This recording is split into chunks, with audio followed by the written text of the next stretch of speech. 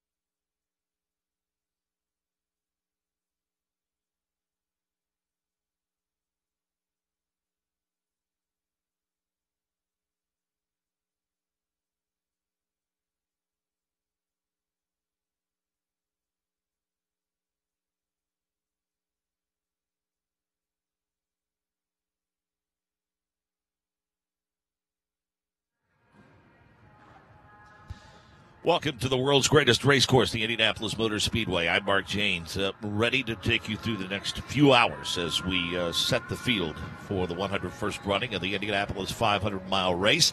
Happy to be joined in the broadcast booth by the historian of the Indianapolis Motor Speedway, Donald Davis, and also Nick Yeoman joins me here in the broadcast booth. And Nick, almost overshadowing the performance, getting into the Fast 9, setting the fast time yesterday at Carpenter. Of course, the incredible scene of events that unfolded before our very eyes, the crash in Turn 2 involving Sébastien Bourdais. We are happy to report, though, that, let's face it, that several layers of safety and development over the past several years all came together. And because of that, Sébastien Bourdais is already on the road to recovery. It was a breathtaking accident. I mean, it shook all of us up here in the booth, and I know everyone that I've talked to in the last 24 hours or so that was down on pit lane, maybe in the grandstands in the media center. They were all surprised by just how hard that hit was. It was a stunning accident for Sébastien Bourdais. But as you mentioned, the cockpit held up and kept Sébastien relatively safe. The safer barrier, the Hans device, the fact that there were safety crew members there 10 to 11 seconds after that car came to a stop. Everything worked as it should, and again, Sébastien Bourdais is very, very lucky because, Mark, that same accident happens as early as 20 years ago. Yeah. He's not with us today. So we're very lucky. Hope that Sebastian Bourdais, who is just a world-class talent, one of the best we've seen in many, many years, hope he heals up quickly. And, his future, whether he's 38 years old, who knows if we'll see him back in a race car or not. But none of that stuff matters. We're just glad to see that despite fracturing his pelvis in multiple places, had surgery for that last night, as well as a broken right hip.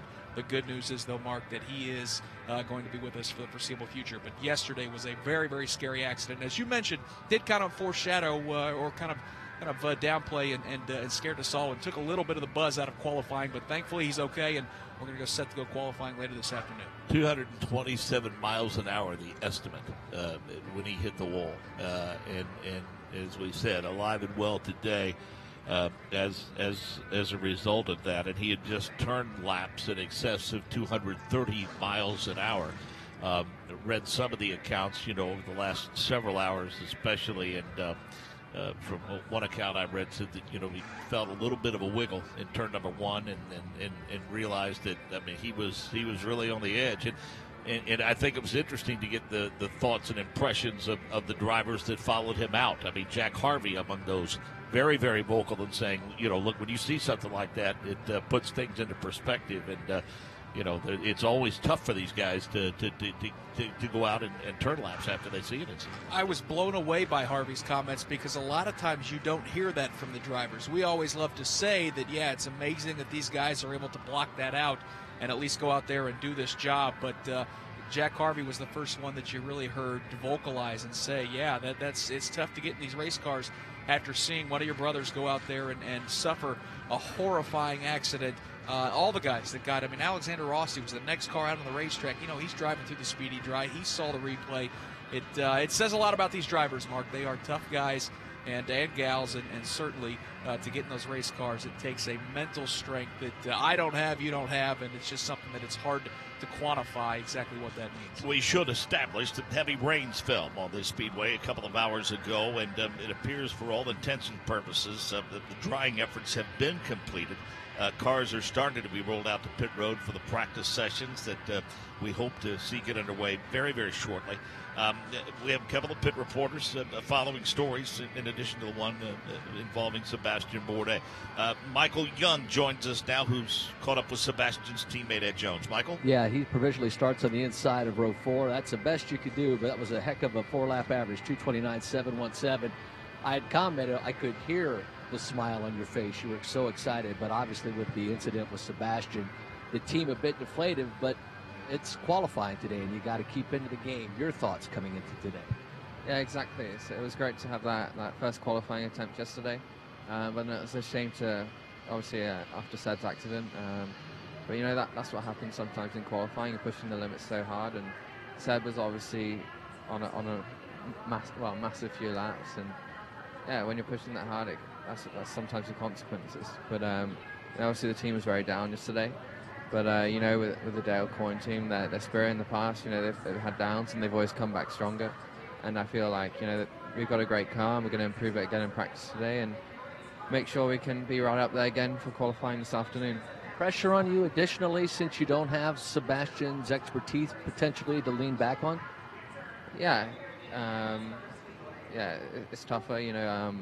Seb has been a massive help to me this year, and it's hard to see how it's going to be different. With the change of the team dynamic, it was working so well.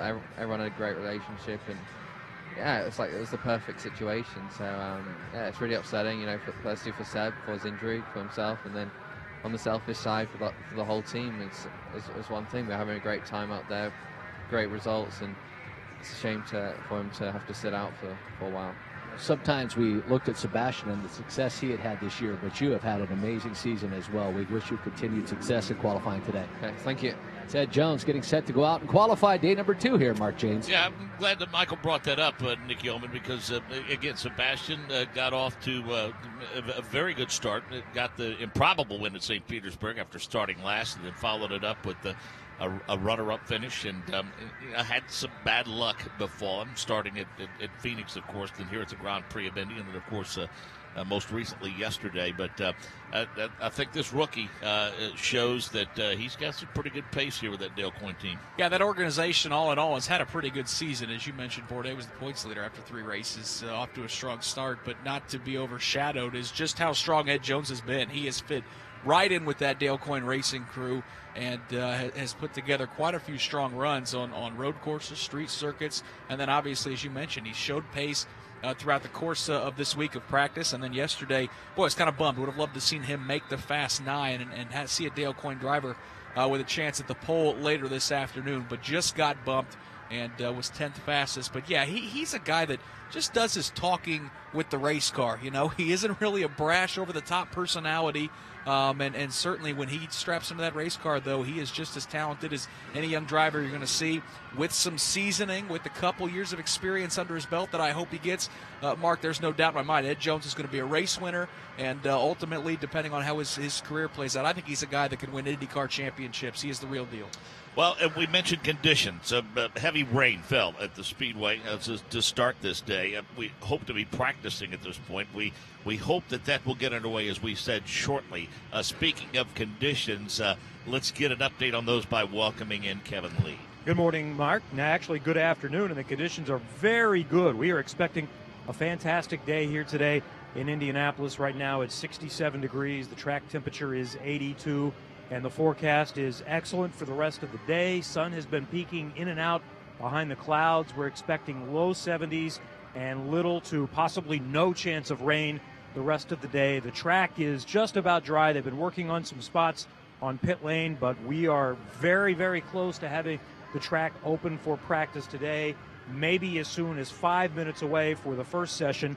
The plan was a 45-minute session for Group 1, and then another 45 session for the Fast 9 and qualifying starting at 2:45. Back to the garage area and Michael Young. Yeah, the owner of Dale Coyne Racing. Dale joins us. Obviously, I can't imagine the deflation. When we saw the incident, we had the same feeling. I can't even imagine what you were going through, but obviously this team needs to move on. First off, how is Sebastian? Sebastian's doing surprisingly well. I mean, they operated last night, talked to him before he went in, before they morphined him up, and he was in a lot of pain. But they did the operation. They thought it was going to be 2 operations, and one to repair the hip and one to repair the pelvic. About 2 days later, luckily they were able to do both last night. So they were in there for about 3 hours on him, and came out afterwards and said it all went well.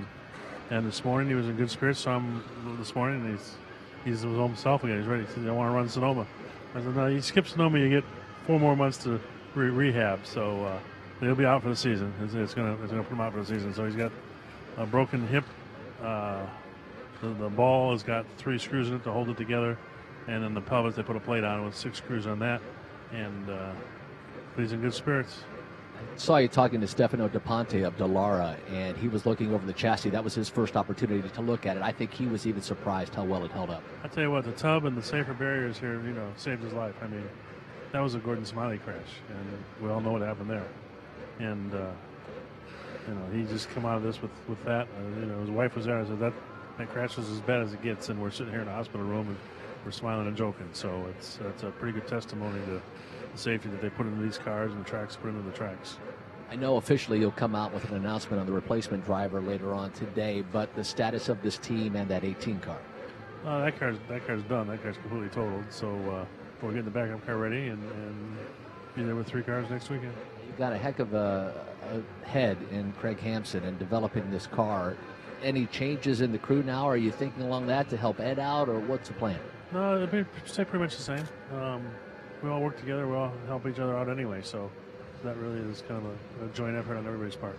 I know our thoughts and prayers of all the listeners, and we at the radio network are with you and Sebastian Bourdais. That was a heck of a day yesterday, and we're glad everybody's okay. He was mighty quick, and we're all proud of it. We went from a dream to a nightmare in one short corner. So all the best today. Thank you. It's Dale Coyne at Dale Coyne Racing, guys. Well done, Michael. Thank you. Let's turn our focus to the Fast 9, Nick Yeoman. We see Ed Carpenter, Takuma Sato, Scott Dixon, J.R. Hildebrand, Rossi, Power, Alonso, Kanaan, and Marco Andretti. Nick, are you like me from the standpoint that perhaps Sato the biggest surprise among that fast nine? Yeah, that's there. Listen, I'm still surprised by Fernando Alonso. I mean, I've just been blown away with how up to speed he has gotten here at the Indianapolis Motor Speedway. Not a lot of big surprises there. The surprises, I think, were the guys that just barely missed it. I mentioned Ed Jones. Max Chilton had a really good qualifying run. But you look at those 9, Mark, and those are 9 fast drivers that have showed pace throughout the course of the month. And the biggest thing is from Ed Carpenter's 4-lap average of 230.4 to Marco Andretti's at 229.9. That's just half a mile per hour separated by those 9. And that tells me that any one of those guys, when we set up for the Fast 9 shootout later this afternoon, are going to have a chance with the pole if they put together a 4-lap average. So Sato's up there for sure, though, Mark, because he is a guy that's kind of had an up-and-down career here at the Indianapolis Motor Speedway. But that Andretti Autosport car is awful fast, and the Japanese driver, he's going to be one of those to watch when we go for the Fast 9 shootout. We are hoping that we will see drivers start to settle into their cockpits soon, and we'll have a couple of practice sessions before we go qualify for the 101st running of the Indianapolis 500-mile race. Mark Janes, Nick Yeoman, along with historian of the Indianapolis Motor Speedway, Donald Davidson, in the broadcast booth as we continue to move closer to practice and qualifying, and an updated schedule, 12:30 Group 1, 1:30 Group 2, and then they're planning on staying on the qualifying schedule. So we'll share that information again with you throughout the course of the next half an hour or so, so you know exactly what the order of the day will be. And Nick, I guess if we had to get rain, lucky that we got it early enough to not disrupt the schedule too mightily. Yeah, no, actually, I would have, heading into the qualifying weekend, I'll always prefer rain on the Saturday, because this is where the points are paid out if you're a long-time and diehard Verizon IndyCar fan, and certainly when we will crown the pole sitter for the 101st Indianapolis 500. And about 4 or 5 days ago, it was looking like this entire weekend could end up being a wash, and I think we were all approached this weekend with a little trepidation. But the rain, thankfully, this morning came early. It's moved out of the area, and I think we're in store for a pretty fantastic day as track drying efforts look like they're just about done, Mark. And as you've mentioned, race cars pulled on a pit lane. So we're getting close to going practicing here at IMS. Donald Davidson, as we mentioned, the story to the Indianapolis Motor Speedway. Ceremonies downstairs earlier today on this Armed Forces Day. A lot of young men and women making the ultimate sacrifice and enlisting in various agencies, various branches of the military, we should say. Let's face it, the Armed Forces and the Indianapolis Motor Speedway intertwined throughout the history of this facility, really. Yes, Mark. Well, the Armed Forces Day, I think, goes back to the mid-1970s, but there's been a military presence here since the very beginning. In fact, when the track opened in 1909, and all the way from 09 up until 1940 through 1947, the Indiana National Guard did all of the policing. And certainly when they came back after World War I, the 500 in 1919 was called the Liberty Sweepstakes. And so there's been a strong military presence at least since then, with the massed bands on race morning and so on and so forth. So that's been a constant here throughout the history of the track.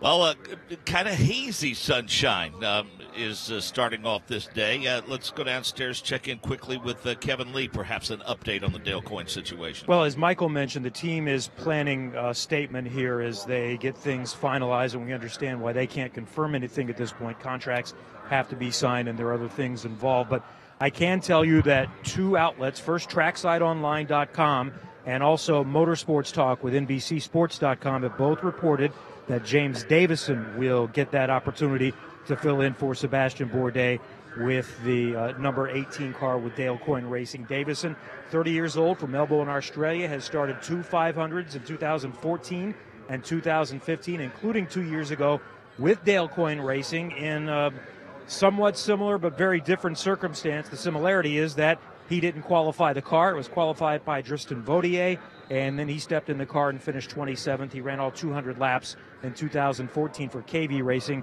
and finished 16th. Also, adding to the validity of that story, Stephen Wilson is one of those that have been mentioned as a possibility, along with Matty Brabham, Tristan Vautier. Stephen Wilson just tweeted a few minutes ago, "Sorry, guys, doesn't look like I'll be getting a call up for the number 18. Would have been an honor to fill in for the great Sebastian Bourdais." So that's what we know. We'll wait for confirmation here maybe in the next hour and a half, but we're not expecting that car to try to qualify today.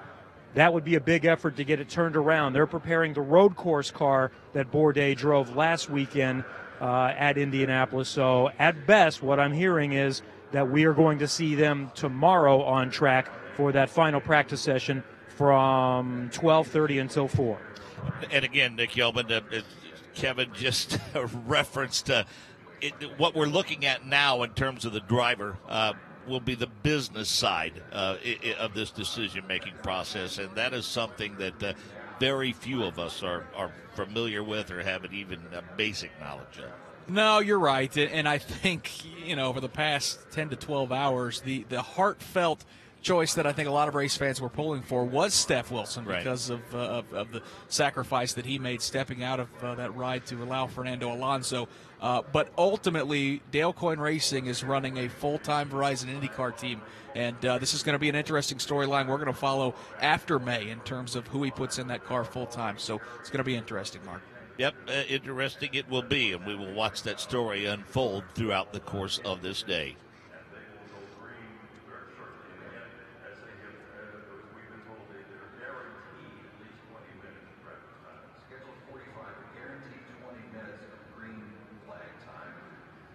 Welcome back to the Indianapolis Motor Speedway. Want to update you on the schedule and the alterations made to it.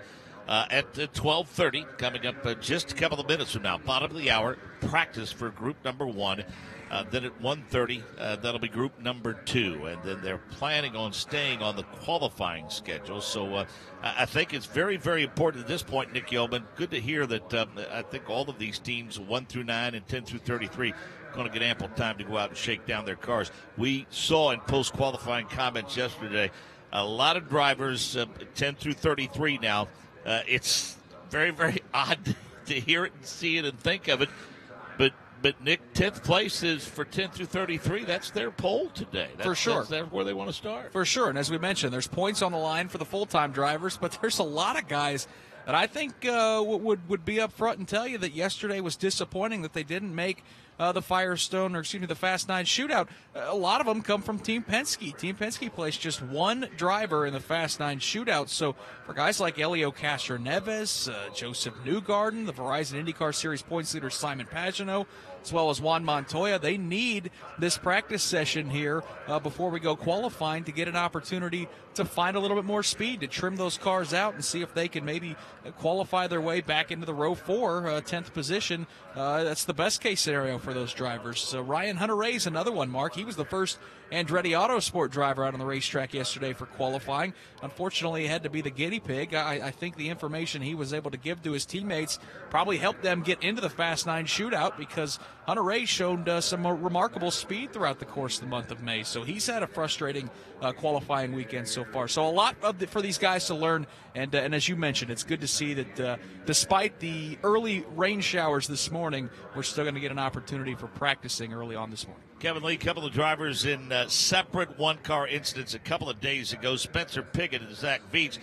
Pigot able to get out yesterday and qualify. Zach did not. However, you have an update on Zach Veach and where he stands this morning. He's strapped in the number 40 car with A.J. Foyt Racing in the Indy Women in Tech Championship golf event. He's ready to go, so he is certainly one of those that is very, very happy the weather is cooperating to allow, if not a full, close to a full opportunity to practice today. So he'll be back out working on things. And you mentioned Spencer Pigot. That was one of the maybe somewhat unnoticed, but I think one of the bigger stories of yesterday. A second-year driver with a first-year IndyCar team, Juncos Racing, and the confidence that all had, not even an install lap. Putting that car back together, they weren't able to practice in the morning. He goes out and runs up to speed to qualify for his second and the team's first Indianapolis 500. That was a strong performance yesterday. And also one other note on the 40 team, Andy O'Gara is the strategist for this team, and he's helping run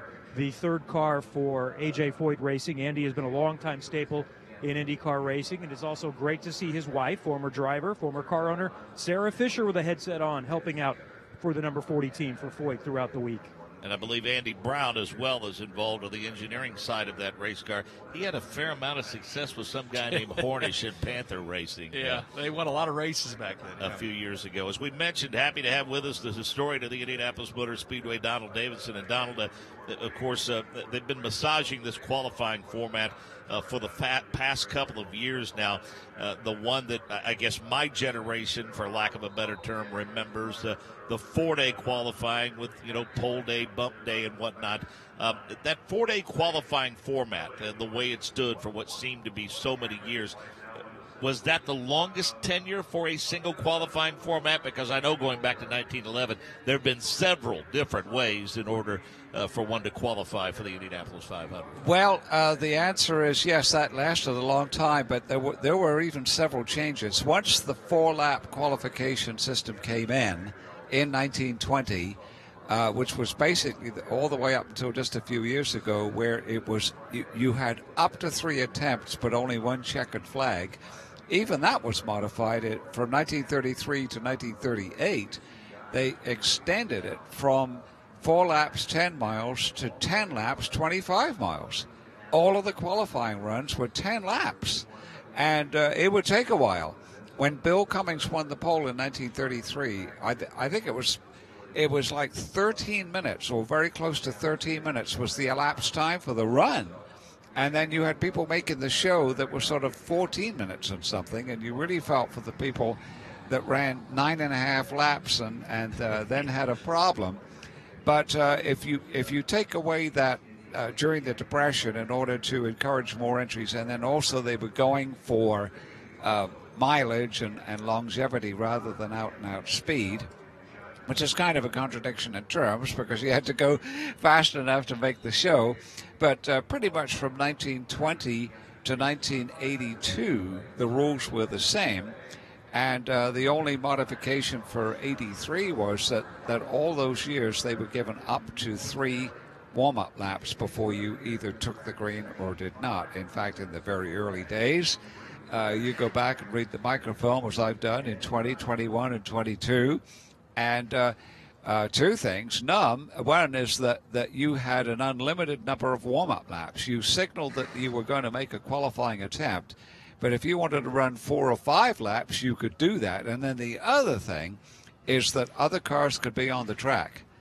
And so a lot of the terms that we hear now that we think are fairly recent, they go way back, because there would be people that would make a deal with Ralph De Palma to follow him on their qualifying run so they could get a tow. And in fact, it was even somebody, and I don't remember now, somebody actually had an engine failure, and it was because the thing was being overstressed because they were being towed along by a hot dog. But anyway, it's very different now. I miss the Ford. I loved the 2 weekend 4-day format, but things are different. I enjoyed the first weekend coming to a conclusion and then another week of practice. So it was what I called the fallback and regroup week. And then you had the backup cars come out and announcements rumors and announcements on Tuesday and Wednesday about so-and-so's going to run so-and-so's 3rd car or 4th car. And now it's just not practical.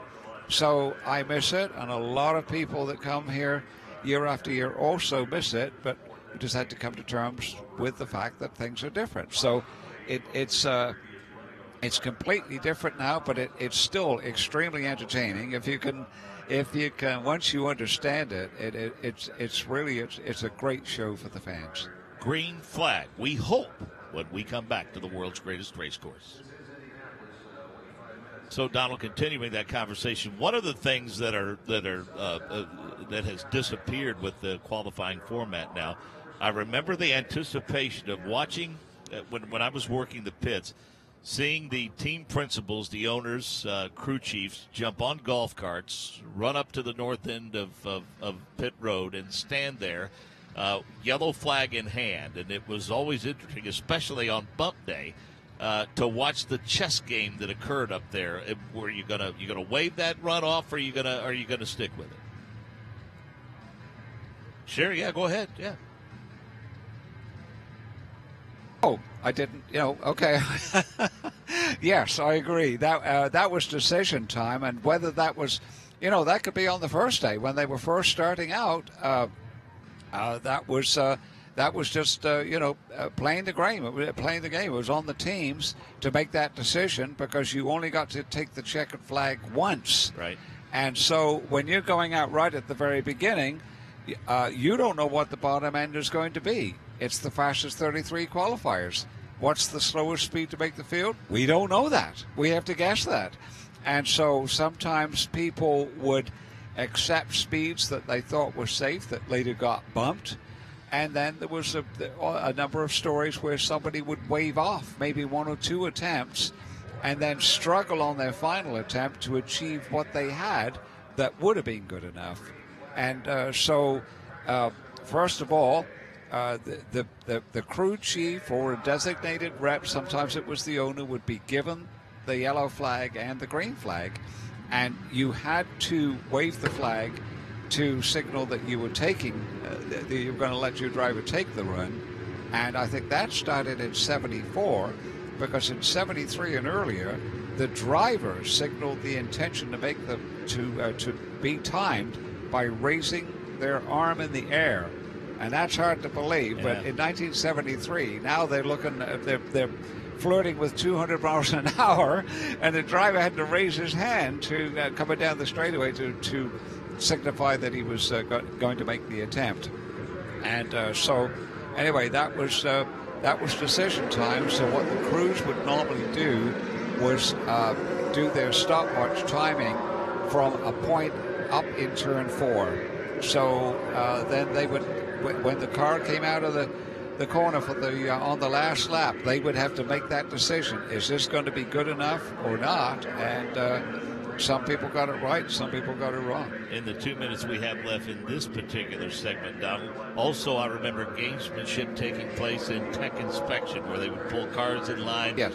Almost, I guess for lack of a better term, blocking to maybe ensure a teammate's position? Oh, yes. There's several stories like that. In fact, there was one with Johnny Parsons in 1973 when that Foyt wanted to get George Snyder in the lineup, and they had figured out how many cars they had in line, and they thought, we need to work it out that Snyder comes to the front of the line just before 6 o'clock, so he can get out and run, and that nobody would be able to get out behind him. And so Johnny Parsons, who had passed his test that year but had a car that wasn't going to make it, his deal with Foyt was, we're going to put you in this car and push you through, and when it is your turn to go out, we may pull you, because we only need you to go out if we need to use up time.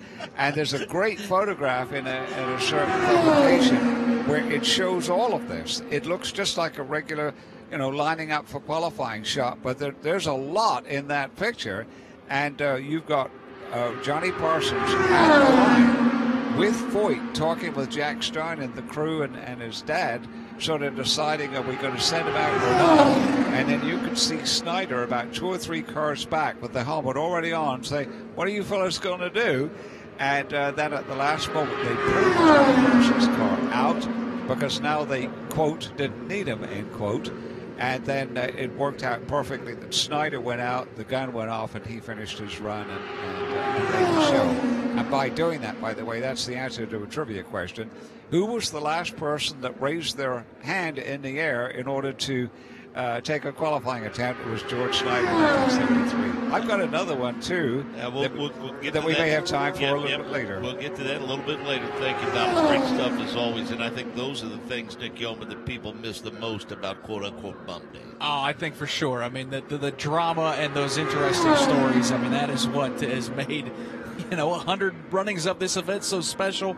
And, we're creating new traditions every year, but it's great. It's absolutely great. Well, that sound you may hear in the background, the sound of cars indeed making their way around this 2.5-mile oval as preparations continue for the 101st running of the Indianapolis 500-mile race. Welcome back. Green flag is out, and Nick Yeoman, beautiful sound, beautiful sight. We actually have race cars on this 2.5-mile oval. Yeah, it's good to see. Delayed by about a half hour of getting this first practice session underway. But as you mentioned, we are green for practice for the drivers in terms of the drivers that did not make the Fast 9 shootout. One of those drivers that's going to go practicing a little bit later today and will have a chance for the pole is driver for Ed Carpenter Racing. It's J.R. Hildebrand standing by on pit lane with Michael Young. Yeah, casual clothes, just kind of hanging out. The hand's still bandaged up. How is your hand?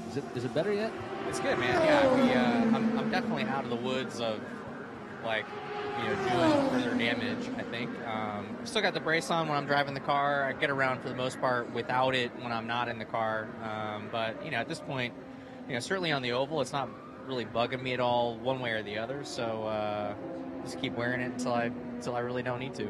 For the fans at home, you have your steering wheel. You guys are in that cockpit. How much input, and when I say input, how much steering do you actually do in the car here at the Speedway? Well, I know for us yesterday in our qual run, there was not a whole lot of steering going on, but it's pretty minimal anyway. I mean, on the big oval tracks, the cars are really trimmed out, even in race trim, so there's not nearly as much kind of load in the steering as there are on, say, a street course or even the short ovals. I mean, Phoenix, Iowa, places like that are generating a lot of G-forces, a lot of load in the tire. That gets transferred through the steering mechanism to the driver. Around here, it's a little bit kind of lighter weight, basically, as it is. And we're not doing it. It's much more precision movement with the steering. Hopefully you're not adding more than, sort of 20, 30 degrees, of steering at any particular point. So different guys have slightly different, some guys run a little bit of an offset. So you're sort of steer across center, bending down into the corner. I know both Ed and I around the big oval tracks, basically just run straight up and down, and then you bend in from there. So, all in all, it's not nearly as much of a strain around here than is at some of the other places we go to. I think we all knew you were going to be good yesterday. 4-lap average, 230.205. Did you think you were going to be that good? Honestly, I was obviously encouraged when Ed went out. He was a couple of cars ahead of us, and posted that 230.6 on the first lap, and then, kept it up on the second. And, that made me feel good about just this type of speed that we've had in the cars. The beauty of running here with ECR is our stuff is always so close together. Ed and I have over the last, this is our 4th year together now, which seems crazy, but, he and I have always run very similar setups and been able to maintain that, and it goes a long way. It's for situations exactly like yesterday that really matters, because he goes out and does something. I know exactly what the little differences between his car and my car are, and so you can kind of anticipate what to expect within a pretty fine window going out there. So I expected to see at least the same kind of speed as he did. I was sort of anticipating that we might be a little quicker on the front end of the run. We definitely fell off more than he did over the duration of the run, but given that we both got in the top 9, all that serves for is just good data for both of us today. And I was excited about it. We were obviously really glad to get 2 more bow ties up in the top 9 there. And hopefully we can give everybody a run for their money today.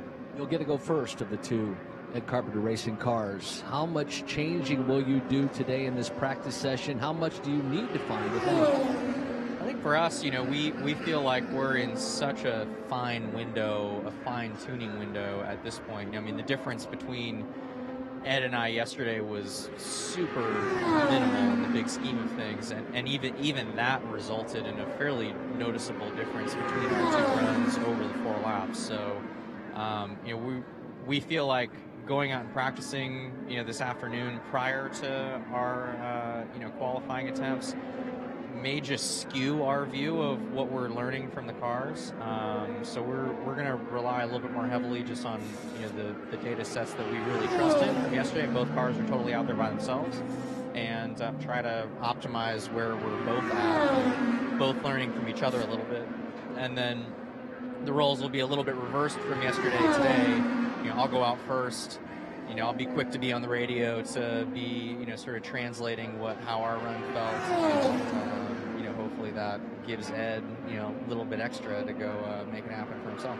Just a luck to you. Thanks, man. Third Freezer Services, car number 21, that Chevrolet for Ed Carpenter Racing, talking to J.R. Hildebrand. Yeah, we were talking to JR yesterday, wondering, Nick, and speculating how he got information from Ed, because their runs were so close together, and Ed was doing the debrief and the time with the media and whatnot, and essentially it was by radio communication, and he said watching him on the video board. But I think the thing that was the most striking by just that conversation he had with Michael Young is how similar their setups are on those race cars to begin with. Yeah, I mean, as he described it yesterday as his radio guys were listening to Ed's radio, and so that they could try to get a few things. But you're right, when they're that closely spaced in terms of the qualifying line, I think they probably put fairly identical, similar setups on the race cars and said, well, let's hope this sticks. And I think when Ed went out and laid down that big 4-lap average of 230.468, we knew that JR had something at least to make the Fast 9 shootout. Went out there, was just a couple of tenths of a mile per hour slower, but both of those Ed Carpenter cars really flying the banner for the bow ties yesterday. Only Will Power, the only other Chevrolet driver that made the Fast 9 shootout. So good for J.R. Hildebrand, good for Ed Carpenter. They're going to be a major, major factor for the Fast 9 shootout at 5 o'clock Eastern. Among those turning laps so far in this session, Hunter Ray, Ray Hall, Harvey, Servia, Elio Castroneves, Pagano, Newgarden, Chavez, Munoz, Daly, Pippa Mann, Buddy Lazier, and Zach Veach. Saturday, May 27th, Legends Day, honoring rookie winners of the Indianapolis 500. Legends Day is presented by Firestone. Back at the Indianapolis Motor Speedway, practice continues in preparation for qualifying a little bit later on today. Oh, that's quite an erratic move there by the 44, Buddy Lazier, who zipped around Zach Veach off of turn number 4, Nick. Yeah, get a little tight there on the front straightaway. Buddy Lazier, he's continuing to find some more speed. His quick lap in this practice session at 225.198 for Zach Veach. He's just looking to put in some laps. Important to point out, Mark, this practice session for the first hour is going to be cars, again, that were outside of the Fast 9 shootout yesterday. And then, of course, those Fast 9 shootout cars, they'll be on track at 1:30. So these are the guys that are looking for some speed. Right now, quickest lap from Ed Jones at 233.008. That, of course, though, with a tow, as there are multiple drivers taking advantage of this practice session. Buddy Lazier said hats off to Mitch, talking about Mitch Davis and all of his guys. They got that car together late. I think they'd only turned 30 or 40 laps total before he went qualifying. It's a pretty spectacular story, because in this day and age, and this is something that Donald can certainly attest to, we live in 2017 where in the Verizon IndyCar Series there's these massive power teams of 4 or 5 cars, and they've got wind tunnels and multiple engineers dedicated to just one car. For Buddy Lazier, it's a family effort. It's a throwback. It's Buddy Lazier and some family members that have put together this effort, bought a car for the last couple of years. They've kept up with the updates to make sure that it can compete in the Verizon IndyCar Series and the Indy 500, and they're coming out here, and they're just happy to be here. Nobody expects Buddy Lazier to go out there and win the race, but it's a great story to see kind of that one-car family-run team still able to compete in Indianapolis. Yeah, Donald, refresh our memory. How many starts did Bob Lazier make here at the Indianapolis 500? One 1981. In fact, there's a little bit of trivia, and I'm giving you the answers instead of giving you a chance to figure it out. And there's the number of Indianapolis 500 winners have had a son drive in the 500. But who was the only person to win the Indianapolis 500 whose father had driven in the 500 before them and had not won? And there's only one answer to that, right, and it's Buddy Lazier and Bob. And there's another one on the horizon, as we recently learned.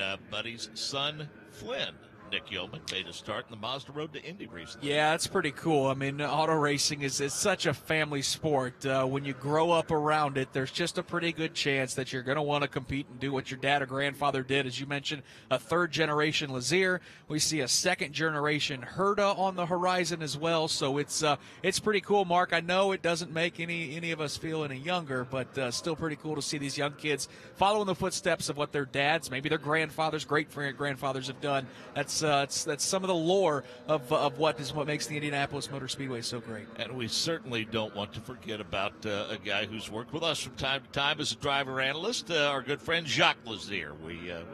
If Jacques not here, we hope he at the very least is listening. And I know this from top to bottom, one of the nicest families that I've ever encountered in my years covering the Verizon IndyCar series for sure. Ed Jones is P1. Ryan Hunter-Ray, that speed, by the way, 233 is what it says for Ed Jones. Ryan Hunter-Ray, 231 and change. Same for Graham Rahal, Montoya, Joseph Newgarden. Then in the 230s for Jack Harvey, Oriol Servia, Elio Castroneves, and Simon Pagenaud. Then we get down to 228 for Gabby Chavez. Carlos Munoz to 227.067 miles per hour. Connor Daly has been out on course. He's turned 5 laps at 226.898. Buddy Lazier, we just talked about him. 5 laps in for Buddy. The 44 car at 225.198 is his best. Pippa man Zach Veets in the 224 range. Back at the Indianapolis Motor Speedway, let's get an update on Ed Jones' practice session so far from Kevin Lee. Well, he's the fastest so far, just over 233 miles per hour. Granted, that was with an aerodynamic tow. But after he came into the pits, he was talking with the team and his engineer, Michael Cannon, and they said, we think you're at about 232 legitimate speed. And he said, don't change anything. Ed Jones is very happy with the car. Keep in mind, he's a teammate of Sebastian Bourdais. They have been consistently quick throughout the week. And Bourdais was on a lap well over 231 yesterday before the crash. So the rest of the field might be happy that Ed Jones didn't make the Fast 10. He was the fast 9 rather, the fastest that didn't make it. 10th quick yesterday, because he might be a candidate to have one of the top 5 speeds today. Right now, he's just trying to get to that 10th spot on the grid by the time we start next Sunday. Yeah, we said, Nick Yeoman, in our opening comments that essentially the focus is for 10 through 33, 10th is essentially their pole today. But I think suffice it to say, you want to get as close to 10th as possible. We've probably belabored the point in terms of your starting position and how some say that it's not very, very important. But let's be honest, the target, I think, row 4, row 5 at the very least today. It doesn't matter. No, you can win from the back. We saw Juan Montoya just 2 years ago. He got hit under caution by Simone Di Silvestro, went to the back of the pack, charged his way back to the front, and won the race. Last year, Alexander Rossi, in a completely different circumstance due to some fueling issues during pit stops, he cycles all the way to the back, ends up winning the race in certainly a different strategy. You can win from the back, but I think starting up front matters the absolute most on the opening lap. The world's fastest flying start, 11 rows of 3.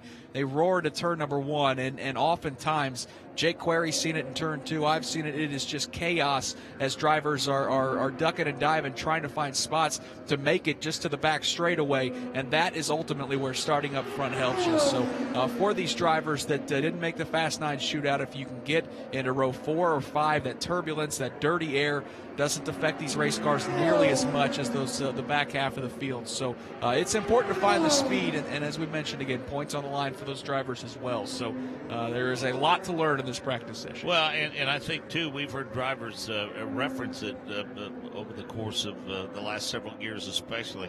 I think the importance in starting up front is just being the beneficiary of clean air and just what quote-unquote dirty air can do to disrupt these race cars. Yeah, for sure. And you see it, especially when we see these cars in packs. It's those cars further back. They dance around a little bit. You start getting that aerodynamic push when you get up behind a car. The drivers describe it as the car just likes to take off up the racetrack. So certainly track position matters here in Indianapolis. You can win from the back, but boy, it is a lot easier to get up front if you're starting there in row 4 or 5 for these drivers. Well, Ed Jones currently continues to set the mark at 233.008. Ryan Hunter-Ray at 231.992. Graham Rahal at 231.733. Then Montoya and Newgarden in the top 5. Interesting to get the post-qualifying comments of almost everyone in the Penske stable, except for maybe Will Power, of course.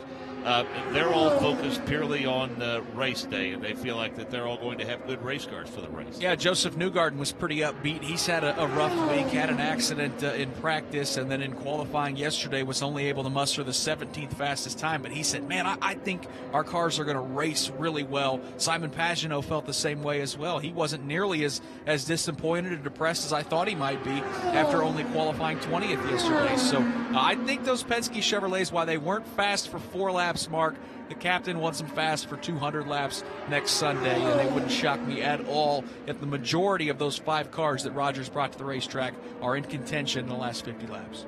Author, illustrator Chris Workman joins us in the booth and talking about the spectacle, the celebrated history of the Indianapolis 500. Chris, first of all, welcome to the world's greatest race course. Yeah, thank you very much. It's great to be here. So now tell us a little bit about the inspiration for the book. I know the target age basically is you're hoping to create a new generation of fans because it's aimed at 5 and up, but you don't mind a 53-year-old broadcaster reading it either.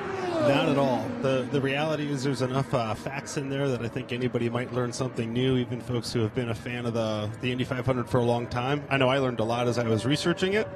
But the book really is aimed at young kids, especially early elementary age kids like kindergarten up through 2nd, 3rd grade. But even the young kids will get a kick out of it for sure. But the goal was ultimately to help preserve the legacy and history of this awesome event and all the different participants over the years and portray that in a nice, sequential overlay of, cars, drivers, the track, how it changed, and so forth. Lifelong 500 fan, is that one of the reasons for sure. I took this on? For sure. And in terms, you talked about researching the book. A member of this radio network, our very own historian, Donald Davis, you said he was heavily involved in this process. Absolutely, yeah. I reached out to Donald as I was working through it and asked him if he wouldn't mind at least gut-checking all the facts and figures and so forth as I was working through it, and that was great to have his assistance, and he certainly pointed out a couple things here and there that I may have missed along the way, which was awesome. And a number of the teams that are featured in the book also help review things and make sure that everything was on point. So it's great to know that we've got a nice, accurate portrayal here. Well, we're proud of the fact that 2 members of this radio network were involved in the production of this book. We're pretty familiar with your editor, Rob Howden. Yes, absolutely. Yeah, I reached out to Rob. He had seen my other book on IndyCar, Joseph the IndyCar Driver, and had taken a look at that, and he was happy to get involved. Ryan Hunter-Reay writes the foreword for the book. Not defending series champion, but a former series champion, a 500 winner. Talk about the connection with Ryan Hunter-Reay, the foreword, and Racing for Cancer. Sure. It actually started from the Racing for Cancer standpoint. So I try to support some form of charity with all the books that I work on. I've worked with Racing for Kids in the past. And for this book, Racing for Cancer is very personal to me. For the same reasons it's very personal to him as it relates to losing a parent. So Racing for Cancer was on my radar. And then as I was starting to think through, who would be a great person to do a forward, as a father of 3, former race winner, it was a no-brainer to try to connect all the dots there. There's a companion book involving Joseph Newgarden. There is, yeah. There's Joseph the IndyCar Driver is very different than The Spectacle. While The Spectacle is a non-fiction-oriented book, Joseph the Newgarden's more of or Joseph the IndyCar Driver, I should say, is more of a traditional children's picture book story, but it weaves in a lot of racing. It's set at Road America. It's very current and factual in terms of how a race may go on. Sorry, go ahead. Let's talk about the companion coloring book for both. Yes, exactly. So there is a coloring book that's available for both of these. It has a simplified text, so even a little bit younger, earlier reader can pick those up and read the basic story. And certainly kids and grown-ups have a lot of fun with the coloring book. Most important thing, where can people find this book? So they can find it here at the track, which is fantastic, at any of the Legends tents, the IndyCar merchandise tents. And then you can also get it through my website, which is apexlegends.com. Both the book and coloring book, and then Barnes & Noble, Amazon.com, Books A Million, any of those sites also carry the books. Again, our Donald Davidson, our Rob Howden, heavily involved. Ryan Hunter-Reay does the forward. The author, illustrator, Chris Workman, the book, The Spectacle, celebrating the history of the Indianapolis 500. Well done. Thanks for being here today. Sure. Thank you very much for having me. I appreciate it. Preparations continue as we get set to go qualifying here for the 101st running of the Indianapolis 500-mile race. Recapping for you the events of yesterday in terms of the Fast Nine: Ed Carpenter, Takuma Sato, and Scott Dixon. 1, 2, and 3. Fourth quick, J.R. Hildebrand, Alexander Rossi, Will Power, then Alonso Canan, Marco Andretti. How about the defending race winner, Nick Yeoman, Alexander Rossi? I think the comments are clear. Alexander Rossi no longer has an interest in being a rookie. He wants to be taken seriously as a contender, and let's face it, if it weren't for bad luck, he very easily could have won the race at Long Beach, at the very least finished on the podium. I mean, Alexander Rossi's shown great pace, and now that he's gotten the benefit of the experience of having visited all of these tracks one time, his second time through, his comfort with the race team, and everything as a whole, I mean, this is a guy that's ready to contend for race wins year in and year, week in and week out. Yeah, I think his performance so far this season and what he's done here in the month of May at IMS is, I think it shut up a lot of people that thought maybe that Indy 500 win was kind of a fluke fuel strategy way, because not only did he have the speed last year, just missed the Fast Nine, was fast all month, but you're right, he has showed up here at the Indianapolis Motor Speedway, and he has been quick. I think he's got a really good shot mark to win the pole. When he got out of that car yesterday, he admitted that he thinks they can trim out a little bit more, thinks they might be able to get a little bit faster. Granted, everybody in the Fast Nine is going to trim out a little bit more to go for the pole position, but he is a tremendous talent and has really embraced being the Indianapolis 500 champion, and there is nothing that he'd love to do more than to go back-to-back as a rookie for the first time since Elio Castroneves did it back in 2001 and 2002. Yeah, this I've learned from our driver analyst, Davey Hamilton. I don't think anyone will ever fully appreciate how difficult it was for Alexander Rossi to do, Nick, what was expected of him in order to save that fuel to get to the finish last year. Yeah, pretty incredible. We've seen a lot of different things about that. It's unbelievable. Yep, Alexander Rossi, the defending champion of the Indianapolis 500-mile race, and his four-lap average yesterday, 230.148 miles per hour.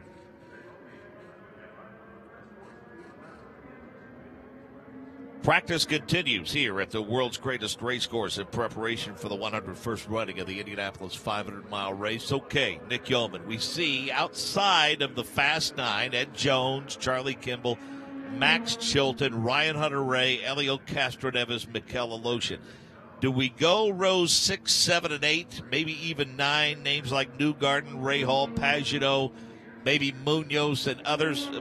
Do any of those drivers, say in rows 6, 7, and 8, have a legitimate shot at row 4, row 5, which is, I think, their goal today? I think there's some guys. One organization in particular that I'm keeping my eye on is the Schmidt-Peterson team. Of course, James Hinchcliffe won the pole for the Indianapolis 500 1 year ago. Mikel Aloshin put his Honda in the Fast 9 shootout. Jay Howard, the one-off third car this year, has been remarkably fast and shown some strong pace.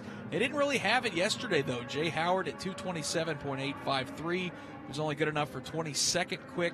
Hinchcliffe was only good enough for 228.557, 19th fastest, and Aloshin was 15th quickest. So that's a team mark I expected a little bit more out of. The Rahal Letterman Lanigan group as well, as we see Oriol Servia down the front straightaway.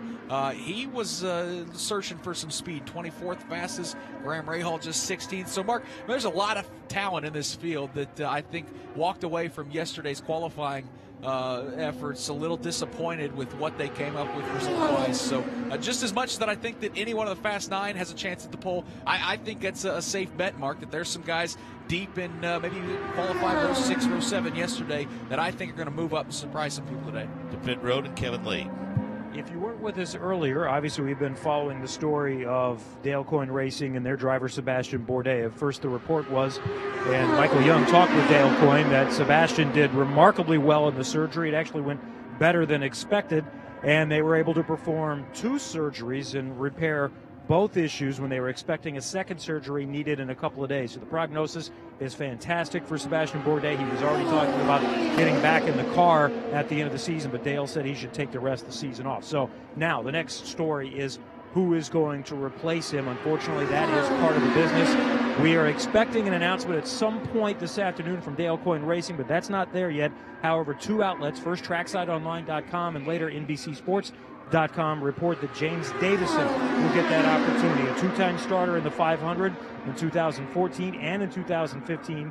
That year was also for Dale Coyne Racing. So again, the report is that James Davison will be in that car. We are not expecting it to try to qualify today. Hopefully the car prepared tomorrow. So that number 18 car would start last next Sunday. Yeah, it's an interesting set of circumstances for sure, Nick Yeoman. And as we mentioned earlier, we'll just reiterate those comments for those that might not have been with us at the time.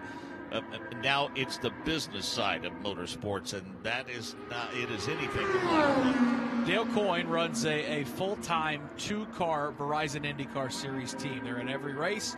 They show up here for the month of May, and oftentimes he adds a third car. That is one of the smaller, underfunded teams that Dale Coyne doesn't have massive budgets to work with like Roger Penske, like Chip Ganassi, like Michael Andretti's organization. And as a result of what that team has gone through, Mark, over the last month of the IndyCar season, unfortunately, you can't just pick the odds-on favorite or the fan favorite to fill a seat like that. Sebastian Bourdais got caught up in a really bad accident in the opening lap of Phoenix and had that car destroyed. They've gone through multiple engines over the last couple weeks. And then, obviously, as we heard from Dale Coyne earlier in this show, the car that Sebastian Bourdais wrecked yesterday in that horrifying accident is a complete and total write-off. So because of that, you got to start looking to guys that may be able to bring a little money to help you. James Davison is a guy that does have some funding behind him, so he's going to get that call. James is a very competent race car driver. He's made 2 starts here at the Indianapolis Motor Speedway. 2014, he qualified 28th, finished a very respectable 16th. He'll do a good job in that car, and then ultimately moving forward, it's going to be interesting to see who gets the call to drive that car for the rest of the season, because that Dale Coyne Racing team, no doubt about it, financially, Mark, has been put in a very, very tough situation. And the last thing that any of us want to see is for cars to start disappearing off the grid for the rest of the Verizon IndyCar Series team. So Dale has put in a tough spot to make some tough decisions, and we'll see how that plays out for the rest of the year. Donald Davidson, racing community saddened this week at the loss of Jim McElreath, an incredibly talented racer, a fan favorite for years. Your thoughts and impressions as we mourn the loss of Jim McElreath? Well, Jim was from a different breed. He was a bricklayer. We don't have any bricklayers right now, and even after he was already running in USAC, he still would occasionally take a bricklaying job. But he had 15 starts in the 500. They were not consecutive, but between 1962 and 1980, and he was still, 82. He was in a car. As late as 84, I think he was still giving it a shot. But when he qualified in 1979, he was 50 years old. And there weren't very many 50-year-old race drivers ever, let alone at that time. And his best finish in the 500, he was third in 1966. But it was behind Graham Hill and Jim Clark. So he was first in class, if you like. He was the first American. And he was very good in national championship races. I think he had 5 wins, including the Ontario 570 being the most notable. But in 1963, his second year, he burst on the scene at the Hoosier 100 in 1961. Dropped out of IMCA, and his first start, the Hoosier 100, he finished 3rd. So he made his presence known very quickly, and then he won the Rookie of the Year award in 62.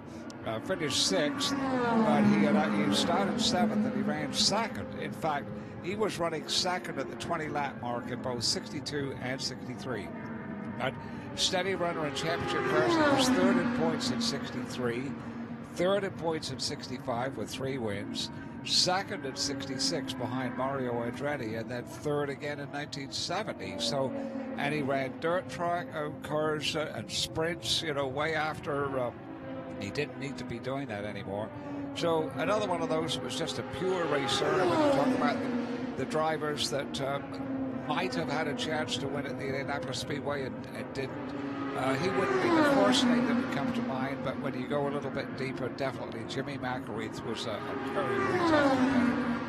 Thank you very much, Donald. And again, our thoughts and prayers continue to be with his family. Let's go downstairs to Michael Young. Michael? 228.393. That was a 4-lap average for defending series champion Simon Pagenaud. Just came down speaking with your engineer.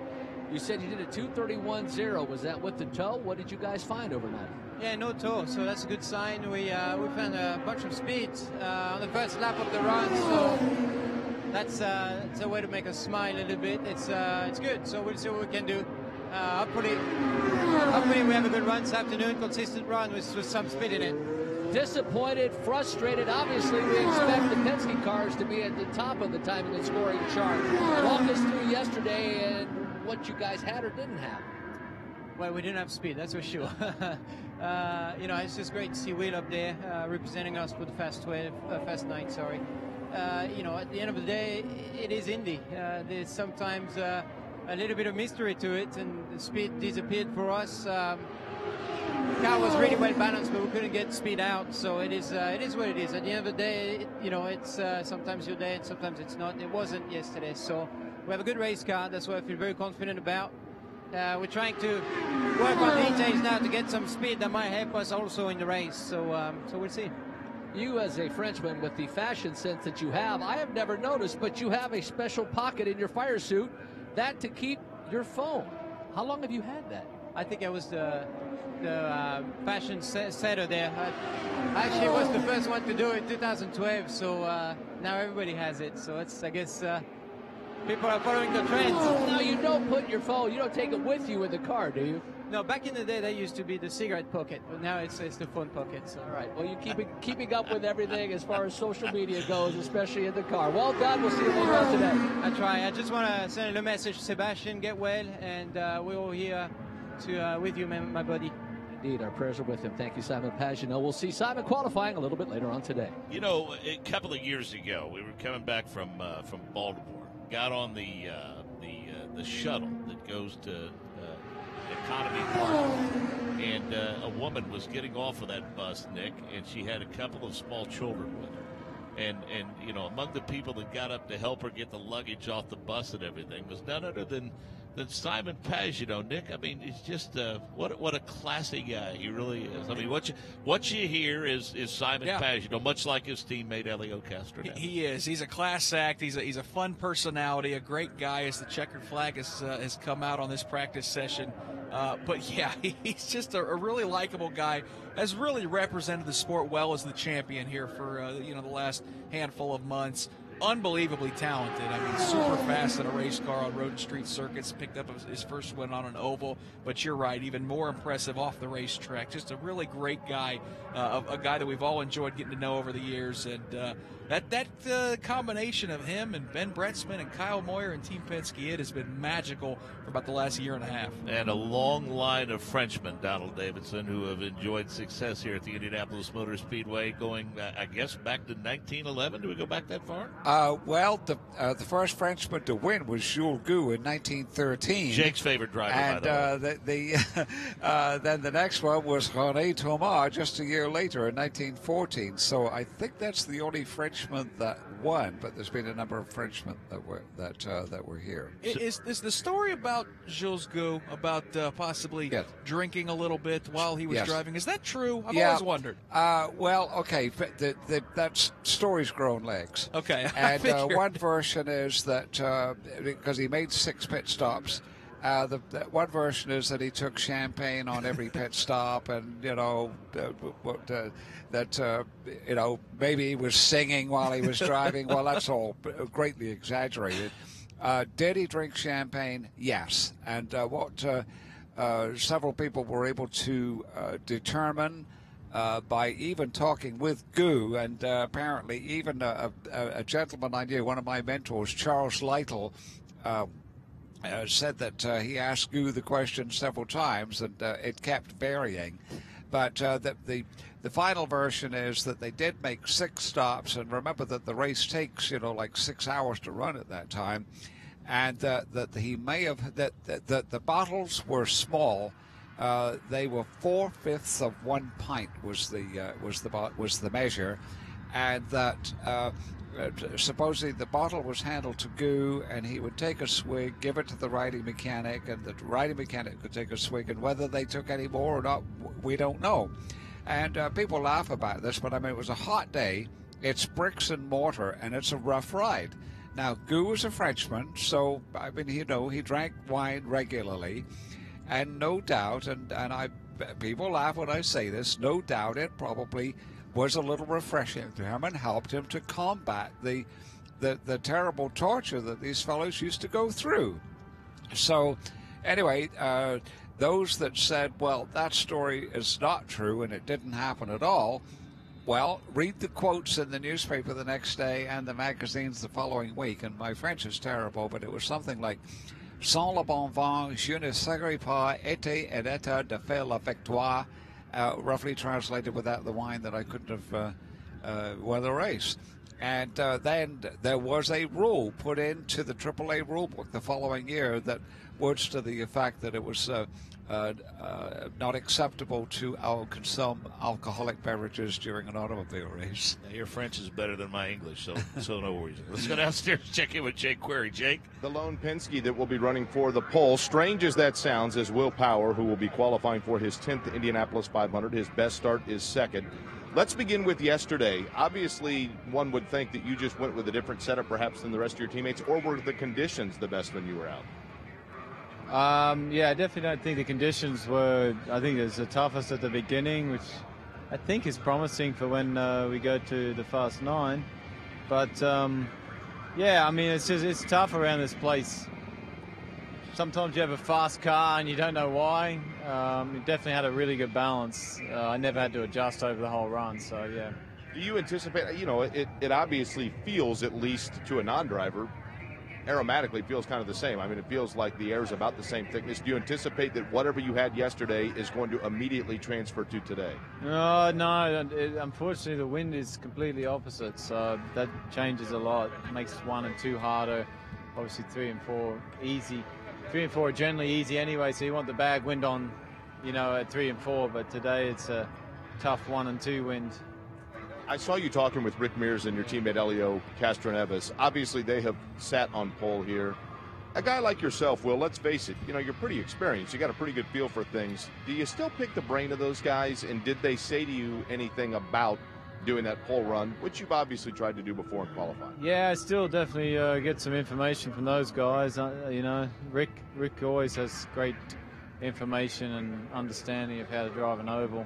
And so does Elio. So yeah, I mean, we just have to see. You got to feel it for yourselves. Different every day. The corner's different every lap. So got to anticipate. Lastly, they always say that drivers, you know, once you hit the wall, everything kind of changes psychologically. What about when you see someone who I know you have a lot of respect for in Sebastian Bourdais? Does it spook you a little bit? Yeah, I mean, it's just terrible. See what happened, considering he was looking good for the pole. I mean, he's looking so strong, and just hate seeing it. So glad that he's going to recover and be okay, but hate seeing it. Good luck. Be safe today. Thank you. That's Will Power in car number 12. Of course, that Verizon machine for Roger Penske. Power, as I'd mentioned, 9 Indianapolis 500 starts. His best start, however, is second. He is, as Nick Yeoman had predicted, the lone Penske that will make that run for the pole in the Fast 9 later today. 6th quick, in fact, after qualifying yesterday at 230.072 miles per hour. Indianapolis Motor Speedway is quiet for now as we await the next round of practice session for the Fast 9. Mark Janes happened to be joined by the historian of the Indianapolis Motor Speedway, Donald Davidson. And Donald, we talked earlier about how the qualifying format has changed over the years, and we talked about the fact that once upon a time team principals used to position themselves at the north end of pit road, and you know they had the yellow and the green flag after it was determined that the hand raising may have been a little difficult to determine, and then that we shared the story about A.J. Foyt and George Snyder and Johnny Parsons Jr., and you wanted to expand a little bit, tell another story or two about the gamesmanship that used to take place in the tech inspection line, particularly on bump day. Gamesmanship? Well, this story, you'll have to make your own decision on this one. And it's about the late Jimmy McElreath. And it was that he made history in 1977 by entering his son James. And it was the first time that a father and son were entered for the same 500. It was not the youngsters. They were the first to drive against each other. But the first father and son to be entered for the same 500, 1977, Jimmy and James McAreath. So anyway, Jimmy was driving for Fred Carrillo, and James was driving a car that Jimmy owned. And so he passed the rookie test, went through the whole of the month, and they were a little down on speed. And on the last day, Salt Walther, one of the situations was that Salt Walther had been bumped and had a second car now that he'd taken over from another driver that he was going to try and get in the race. And so typically at the final hour, a lot of cars would come out and present themselves, and some of them really didn't have a chance. But they were, it was perfectly within the rules for them to go out and have a go and maybe hope that a miracle would take place. So at about maybe 10 to 6, car after car is going out. Some of them would wave off. Out goes James McAreath. And so he did the 3 warm-ups that were permissible in those days, took the green, first official lap. Speed is just down a little bit. It's about a mile an hour off. And so comes by on the second lap, and that's about a mile off. And the crowd, they weren't booing, but there was sort of, oh, come on, if you're not fast enough, then, abort, come in and give somebody else a shot. Well, I think next in line was Salt Walther in the other car. I believe he was the next one up. And so the third lap, and James is still going, and then finally out comes the checkered flag, and then the gun has gone off before he at some point, whether he was on the run or before he could get back to the pit. So the gun goes off, and all the other cars are stuck in line. So Ray Marquette of the Star, probably 45 minutes or an hour later, it's probably about 7 o'clock at night, he runs into Jimmy McAreath. He said, what was that? You let James stay out there, and he wasn't going to make the show, but, you let him run. And so Jimmy says, well, we didn't have the best of cars. We knew we were down on power, but we're going to come back next year. And we thought while we were here, it would be good for James to go out and experience making a qualifying run where you get the instructions and they send you out, you're on the track yourself, and you do the best 4 laps that you can. We thought it would be good for him to go through that whole process. So Ray Marquette says, well, there's a rumor going around that a couple of years ago you drove for the Walther family up at Pocono, and there was a misunderstanding over the hotel bill, and you ended up having to pay the hotel bill. So Jimmy says, "Oh no! We just wanted James to go through the qualifying process." And so okay, so off he goes in one direction, and Marquette waits for a few moments, and he goes and says, "Hey Jimmy!" McAreath turns around and says, "How much was the hotel bill?" And McAreath says, $357.14 or something like that. Yeah, I'll tell you, that's again, that's all part of that tapestry of that time for sure. Great stories. Thank you so much, Donald. You're welcome. I'd love to talk about those days. We're waiting for the green flag to fly on the practice session for the Fast 9. Those 10 through 33 have wrapped up. Ed Jones, quickest of the session, 233.008 miles per hour. Back at the Indianapolis Motor Speedway, cloud cover, the order of the day. Occasional breaks in the clouds leading to, I guess, what's best described as hazy sunshine. As we mentioned, the first practice session for positions 10 through 33, those vying for that, wrapped up now. Ed Jones, Ryan Hunter-Reay, Graham Rahal, fastest at 2:33, 2:32, and 2:31, respectively. Montoya and Jack Harvey, the top 5. Newgarden, Pagenaud, Servia, Castroneves, Gabby Chavez, Sebastian Saavedra, Carlos Munoz at 2:27 and change. Connor Daly 13th quick. Pippa Mann 14th quick at 2:26 and change. Spencer Piggott turned laps in the 226 range. Buddy Lazier at 2:25.198. Zach Veach was able to be on track for the first time since his incident a couple of days ago. He put the 40 through some paces, 6 laps in fact, 212.799. He was 9th quick after qualifying. Puts him into the Fast 9. Talking about Marco Andretti, Jake Query has caught up with him. That United Fiber and Data machine has right now pulled onto pit road. Marco Andretti is here, and I'll tell you what, you guys as a team, Marco, aren't messing around. Obviously, you've brought out some pretty good race cars. How is today going to be different than yesterday, notably in terms of conditions, or is it different? I haven't been out yet, but from the looks of it, yesterday we were pretty loose in turn 2. Now we're actually getting pushed into there, so that could be a difference. It's favorable track temp. The wind's not too bad. I think it's actually pretty nice right now. The times were pretty fast from the other guys. So I've been more focused on winning this race, but it'd be nice to put it as close as we can to the pointy end. When you look at it throughout the course of the week, is it more important for you to get to know how your car is with other cars around it, or to get to know how far you can trim it out to get set for qualifying? I'm all about the race, and Brian keeps me focused on the race as well. But like I said, we're just going to do as best we can to ring it out today, get it as far forward as possible, and then the focus goes right back to the race. Really focus on winning this one. Lastly, let me ask you, I always find this interesting because everybody seems to have a different answer. For you personally, which of the 4 turns here is the one that you most would want to perfect on a qualifying run? Because everybody seems to have one that is trickier to them than others.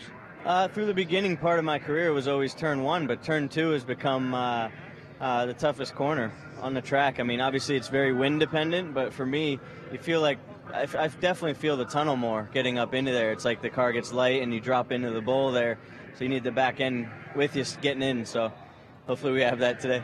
Best of luck later for all 16 turns. Thank you, sir. Marco Andretti, who will, of course, be one of those in the Fast 9. He sits on pit road just behind his teammate, Alexander Rossi. Just behind him, another teammate of his, Takuma Sato. All 3 of them, along with Fernando Alonso. They've got a lot of cars for that Andretti Autosport that are awfully, awfully fast here. And we're going to see perhaps all of them take out to the track for this Fast 9 practice. Yeah, he's losing a little bit of time out of 2 yesterday in some of his post-qualifying comments. He went out pretty early, but as we mentioned, 4 really good laps, 2:33.03, 2:30.010, then dropped down to 2:29 on laps 3 and lap 4.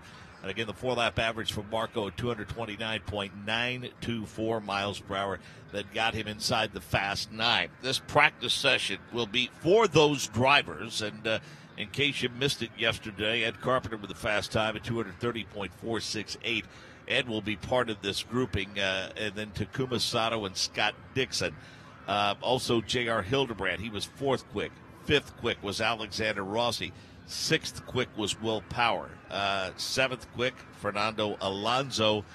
Tony Kanaan was 8th quick, and then rounding out the top 9 was, of course, the gentleman that we just heard from, Marco Andretti.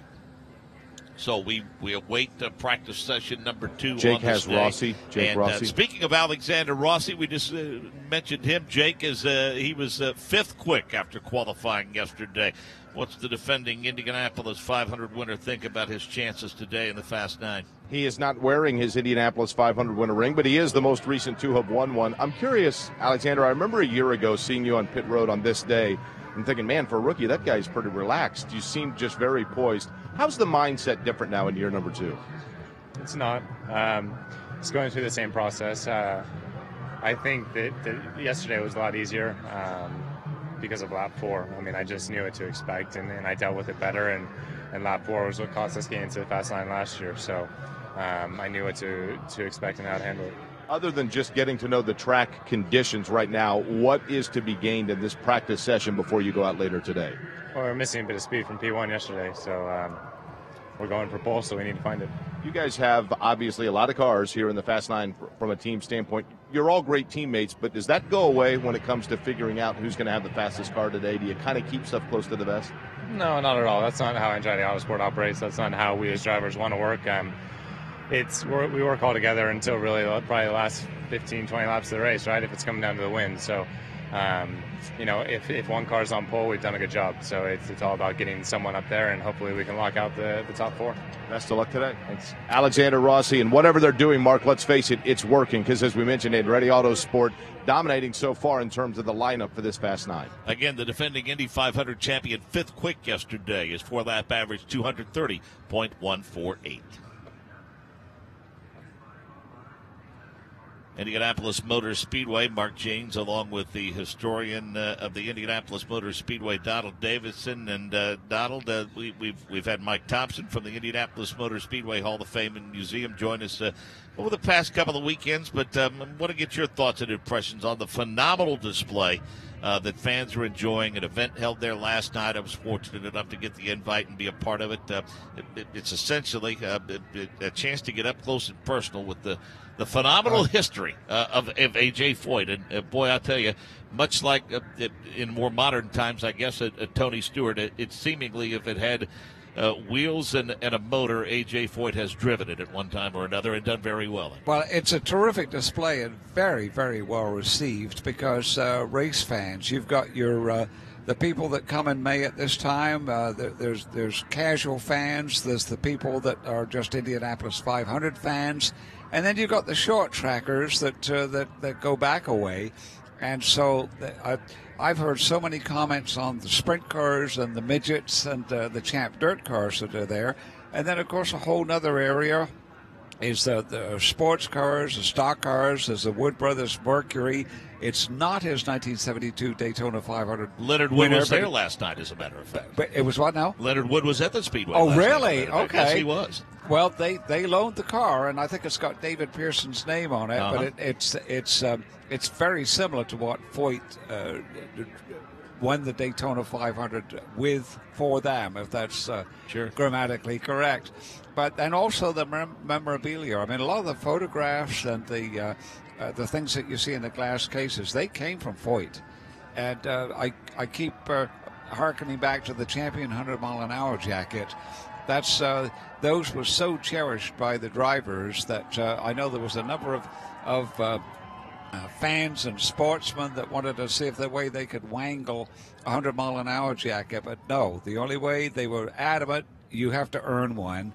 And the very fact that that's Foyt's is a big item for me. Well, I was there last night for a while with a friend of mine, the two-time Indianapolis 500 starter, Bruce Walkup. And, yes. And we were walking through the museum together, and Bruce saw that jacket, and the smile came across his face, and he said, this was one of the most cherished pieces of racing. I guess in terms of a distinction and an honor that a driver could hope to achieve and receive. Yes, I mean, you wouldn't think that a brown bomber jacket would be that that would be that much of a that drivers would cherish that so much, but some of them would wear them around. And I wouldn't say jealous, but that was, But Johnny Rutherford has said that one of his biggest disappointments in racing was that he didn't get to earn one, because by the time he met the requirements, the club had already been disbanded. It kind of went away in 1970. But Mel Kenyon occasionally wears his, and there's not too many people around that actually earned those, but it was something that would make the heads turn of the younger drivers, and that they all wanted to get one of those, and the only way to get one was to earn it. I thought it was a stroke of genius on the part of the folks running the Hall of Fame and Museum last weekend during the IndyCar Grand Prix weekend to offer free admission, and I think a lot of folks took full advantage of that. Yes, I didn't even know that was coming, and so I really don't know whose idea that was, but Yes, I mean, just if you've got people that haven't been there before, that's a great opportunity to have them come in and say, oh, I never knew this was here, or go up on the second floor, see the photo department or whatever it is, and then say, oh, we should come back and do this again, or come and bring our friends. So, is it understood that the Indy 500 winning car goes to the museum? No, that's Daytona.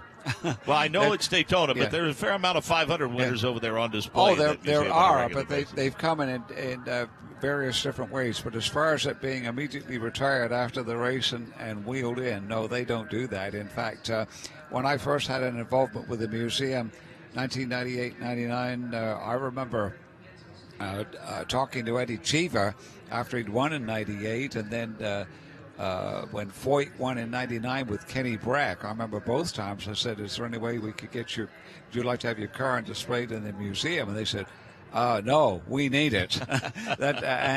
So I remember actually being at Dover. I for a while I was going to some of what was then the IRL races as a spotter, and when Cheever crashed big time at Dover, and I thought, oh dear, should have rolled it into the museum. So we're just about ready to get ready for practice session number 2 here at Indianapolis. The Fast 9 up next. And again, Ed Carpenter, Takuma Sato, Scott Dixon, J.R. Hildebrand, Alexander Rossi, Will Power, Fernando Alonso, Tony Kanaan, and Marco Andretti in this session. Nick Yeoman has moved for the broadcast booth to downstairs. Hello, Nick. Hi, Mark. Just hopped on the pit stand here, Joseph Newgarden's pit stand here with Tim Cindric. We're used to seeing you guys in the Fast 9 shootout in this second practice session. How about the work you guys got done in that first practice session? You guys feel like you've accomplished a lot, found a little bit more speed? Yeah, I don't know if we have the speed to be the top ones there. You know, I saw quite a few cars that were quite a bit quicker than the 4 cars we had out there. So we're trying to put something together and have a clean, consistent run and get on to race work on Monday with those 4 cars. I had to hop up here. I didn't realize you're a little wounded here. What happened? Yeah, I've been 4 or 5 weeks. I just had a little rebuild on my ankle before Easter anyway. But, yeah, all things that were planned and something I've been looking forward to getting behind me here for a while. When we talked to your driver yesterday, Joseph Newgarden, heard from Simon Pagenaud as well, both of them said, yeah, you know, we figured we might give up a little bit in qualifying, but we really feel like our cars are going to race well 1 week from today. Does that confidence ring true all the way through Team Penske? Well, I think we have a bit to do tomorrow. You know, it's going to, obviously the conditions change all the time, and you know, the object is to get their confidence built up and build that up through carburation day. So I think we're in a good place with our race cars, but you never know really until race day hits. So we've got 5 good drivers, 5 good cars. So yeah, I'm not sure the pole's really within reach today. So I think we need to put our priorities on the race and move forward. I appreciate it. That's Tim Cindric. He, of course, will be on the pit box calling the race for Joseph Newgarden. Spent many years. Helio Castroneves, Will Power, one of the best in the business. Mark, engines about to be fired for the Fast 9. Standing by here, Takuma Sato starter. He's got that device engaged in the back of that car. We're about to see the Fast 9 pull out on the racetrack for the first time here on Armed Forces Bowl Day. I wonder if that ankle injury by Tim Cindric lingers from his days running up and down the floor for the Rose-Hulman basketball team in Terre Haute. He's in the Rose-Hulman Athletic Hall of Fame, as a matter of fact, and from nearby Pike High School. Was joined pit box during the IndyCar Grand Prix by Governor Holcomb. They were classmates at Pike High School. Tim Cindric, obviously a good one, and guiding the fortunes of Joseph Newgarden through this season. And Joseph said following qualifying yesterday, they felt like they were 50% of the way there. They're going to try to get as high as they can today. 10th spot might be the best he says it is the best that they can do, and they're going to try to get there as close as possible. Michael Young joins us in the broadcast booth for a bit, and Michael Young, interesting.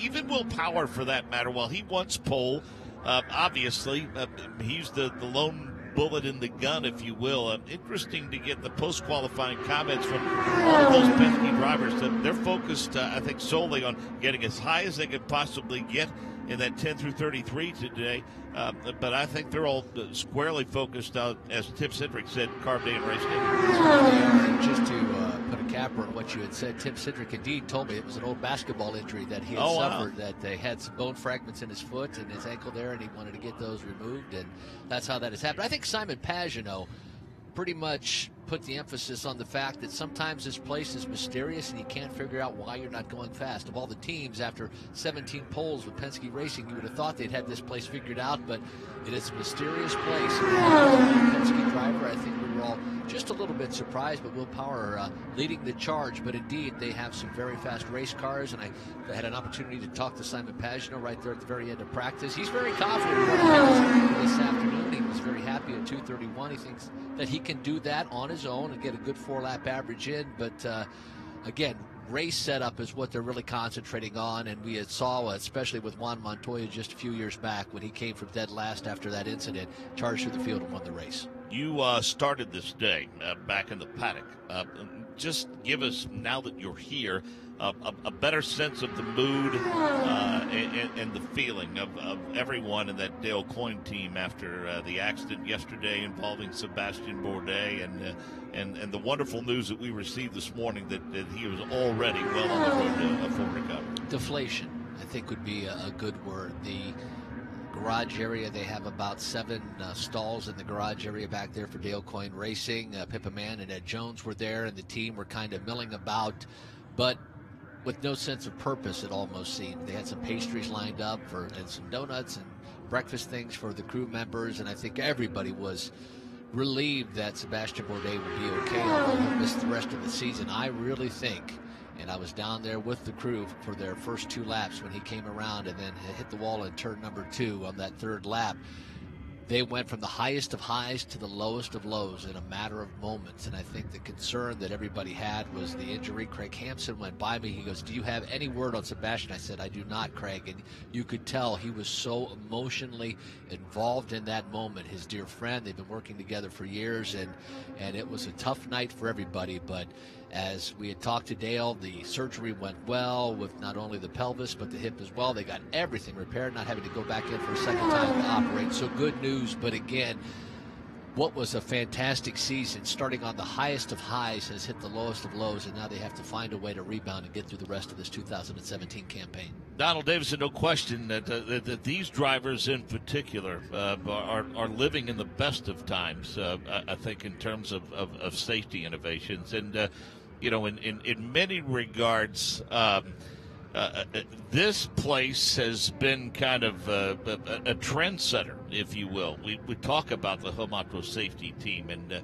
we talk about the development of the safer barrier, and you know, you add the Hans device and more, and I don't know that safety and innovation has advanced any further faster than it has, and it's not a contradiction in terms, but the last 10 to 15 years especially have just been spectacular. Well, I think it goes back further than that. And of course, there were safety innovations that were put into use in the track in the 30s and 40s, which it sounds a little archaic now. But the one thing I would say that I don't think has had enough credit, and that was that I started to notice probably, I mean, even before I was coming, and I was watching films of the 500 in 62 and 63, and by then already the response time by the safety crews, whenever there was when I'd watch, you know, the 61 film or the 62 film or whatever it was, and then somebody would have an accident in practice, and I would think, look, you know, the safety vehicles are there within a matter of moments. And I think that when the Europeans started to come over in the early and mid-60s, I think that really got their attention. And I think a lot of the safety innovations that quickly came, I mean, the drivers basically went back and got with the others and said, you can't believe what it's like over there compared with here, because there were these stories about drivers that would be on a road course and they would have an accident, and it would be like 15 or 20 minutes before an ambulance would come. And I don't know how many accidents that you can see on film now when you go back and look at the older, or the videos from the last 15, 20 years. And, you know, a car will hit the wall and there's tires bouncing, and then here comes the first vehicle, followed by another, followed by another, followed by another. And it was, I don't know how that came about, but there just seems to be a sense of pride. I mean, we didn't have General George Patton running the safety department. It just seemed that they were they were enthusiasts, fans, if you like, but more than that, they just had a great passion, and I think there was a sense of pride to be able to get ready. I mean, I even remember where a fellow told me not too long ago, one of my favorite people was a driver named Norman Hall, and he made a qualifying attempt in 1962 on a windy day, took the green flag, and then went down and hit the wall in turn one. And a fellow told me in more recent years, he said we were on the wrecker between turns 1 and 2, and he said we just heard, and we looked at each other and said, he ain't gonna make it, because he didn't, he lifted so late. They thought he ain't gonna make it. He said we were already rolling before he came through the turn. But anyway, I think that Jackie Stewart and even the officials went back and said, look, we've got to do something. See how it is at Indianapolis. You just can't believe the response time. So this session is underway, practice session number 2 on this day. This is the Fast 9, and we will update you on the speeds and where they stand. We can tell you right now in the early paces, Will Power is P1 at 223.985. Takuma Sato turn laps, and Fernando Alonso turning laps as well as preparations continue for the 101st running of the Indianapolis 500-mile race. Mark Janes, Michael Young, the historian of the Indianapolis Motor Speedway, Donald Davison joining us here in the broadcast booth. Jake Query, Nick Yeoman downstairs, and Michael Young as the day continues to progress. All of the wet weather that greeted us when we arrived here at 16th at Georgetown this morning, it's long gone, shoved off to the east and the northeast, and it looks like the rest of this day, if you're within the sound of our voices, they say, and you're anywhere close to the Indianapolis Motor Speedway, I think it's a safe bet to load up the cooler and the family and come on out for a great day of fun here at the Indianapolis Motor Speedway. Indeed, and we talked about the old format, and certainly I was fortunate enough to see many of those fantastic qualification days, bump days. 1995 was one of the most dramatic that I can remember, but this new format lends itself to that climactic, tense type of moment as well, with the obvious fill from the start of 33 to 10, and there'll be drivers shooting for the inside of row number 4. Always thought that was a lot of fun, and then to have, and we know they go from the slowest of the 9 to the quickest of the 9, so you always are guaranteed, well, that guy that's going to go last is going to be extremely fast. We can't wait. But how that plays out, I think, is a fantastic way to enhance this qualification day. I mean, there are a lot of ways that they could have handled it, and I think they've finally come upon something that is really exciting for the fans. And if you come in that final hour from 5 to 6, you're going to see a lot of excitement. Yeah, it was hard to get used to because it's backwards from what we did for all of those years. But and I know that they tried 11, 11, 11, and that didn't work out the first couple of years. And I thought, well, that's okay, because if it rained the first day, then you were doing 22 and 11, and I felt much better about that.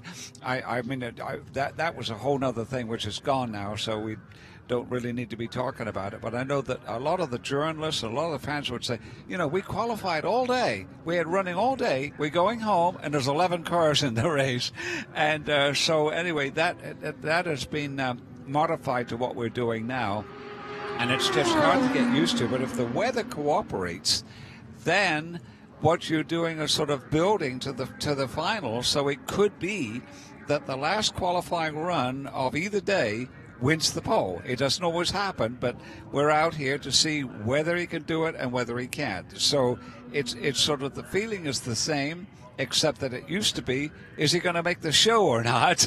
And now is he going to make he or she going to make the pole or not? Well, I thought of all this practice session thus far, and Mark, we could go back to yesterday. I was quite surprised at Schmidt-Peterson Motorsports, how, everything's been the same, arrows the same, the engines are the same, but you look up and down this timing and scoring chart, there's no 5, there's no 7, and there's no 77 that has come out to practice. I went down to the timing scoring stand to see if we had an opportunity to talk to last year's pole sitter. He's not there, so it was one of those situations, well, what's going on with Schmidt-Peterson Motorsports? They haven't come out to practice today.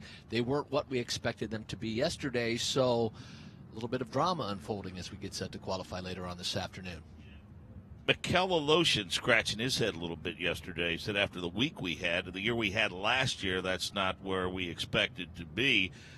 James Hinchcliffe said post-qualifying yesterday, one of the tricks here is consistency. He said the degradation over the degradation. That was mine yesterday. I told you, Thank Donald, you. your French is better than my English. Over 4 laps could have a huge impact on it, and he said that's what won us the pole last year. He said the car was really balanced and well set up, but he said they didn't have the outright pace, and wind could have very much played a part in that. Those are the words of James Hinchcliffe, driver of the number 5, the pole winner from a year ago.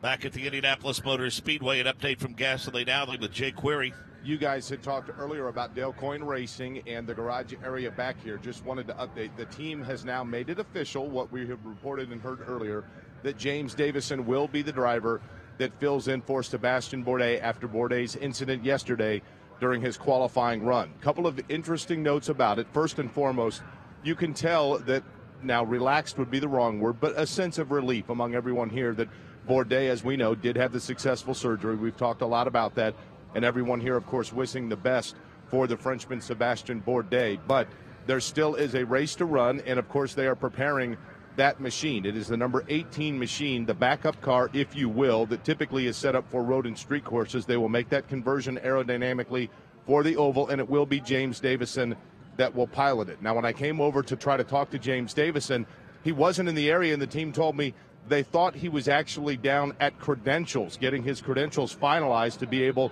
to be out here for, of course, this day, everything that goes on over the course of the week, and then the Indianapolis 500 running. And, Mark, when you think about it, getting your credentials on the day in which you hop in the car to qualify, it is not unprecedented. It is part of what makes Indianapolis unique. And I know a lot of people were thinking to themselves, how many times has a driver gotten in a car that someone else had qualified? But let's not forget, the car actually had not been qualified by Sebastian Bourdais because the incident took place during the qualifying attempt, and it was not officially scored. But James Davison will do so later today. It is not like Felipe Giafone a few years ago where he was out shopping and got the phone call, but he happened to be on the grounds. He's getting the credential, and he'll be in that 18 machine. At Babies R Us, in fact, I believe was the story. Perhaps crib shopping, Michael Young, Felipe Giafone? That was the story, and what odd things happen in so many various opportunities for these drivers. They walk around with helmets hoping to get a ride, and then you think there's no hope left, and you leave the circuit, and then you get the call. It's a quite magical thing, and we look forward to seeing James Davison in that car. And can you imagine trying to go to credentials on qualifying day number 2? The line will be a mile long. He'll say, hey, I need my credentials. I'm getting ready to drive the 500. Well, you just wait in line with the rest of those people. Yeah, right I think you could probably get to the head of the line if you maybe a phone call would have been made. The situation.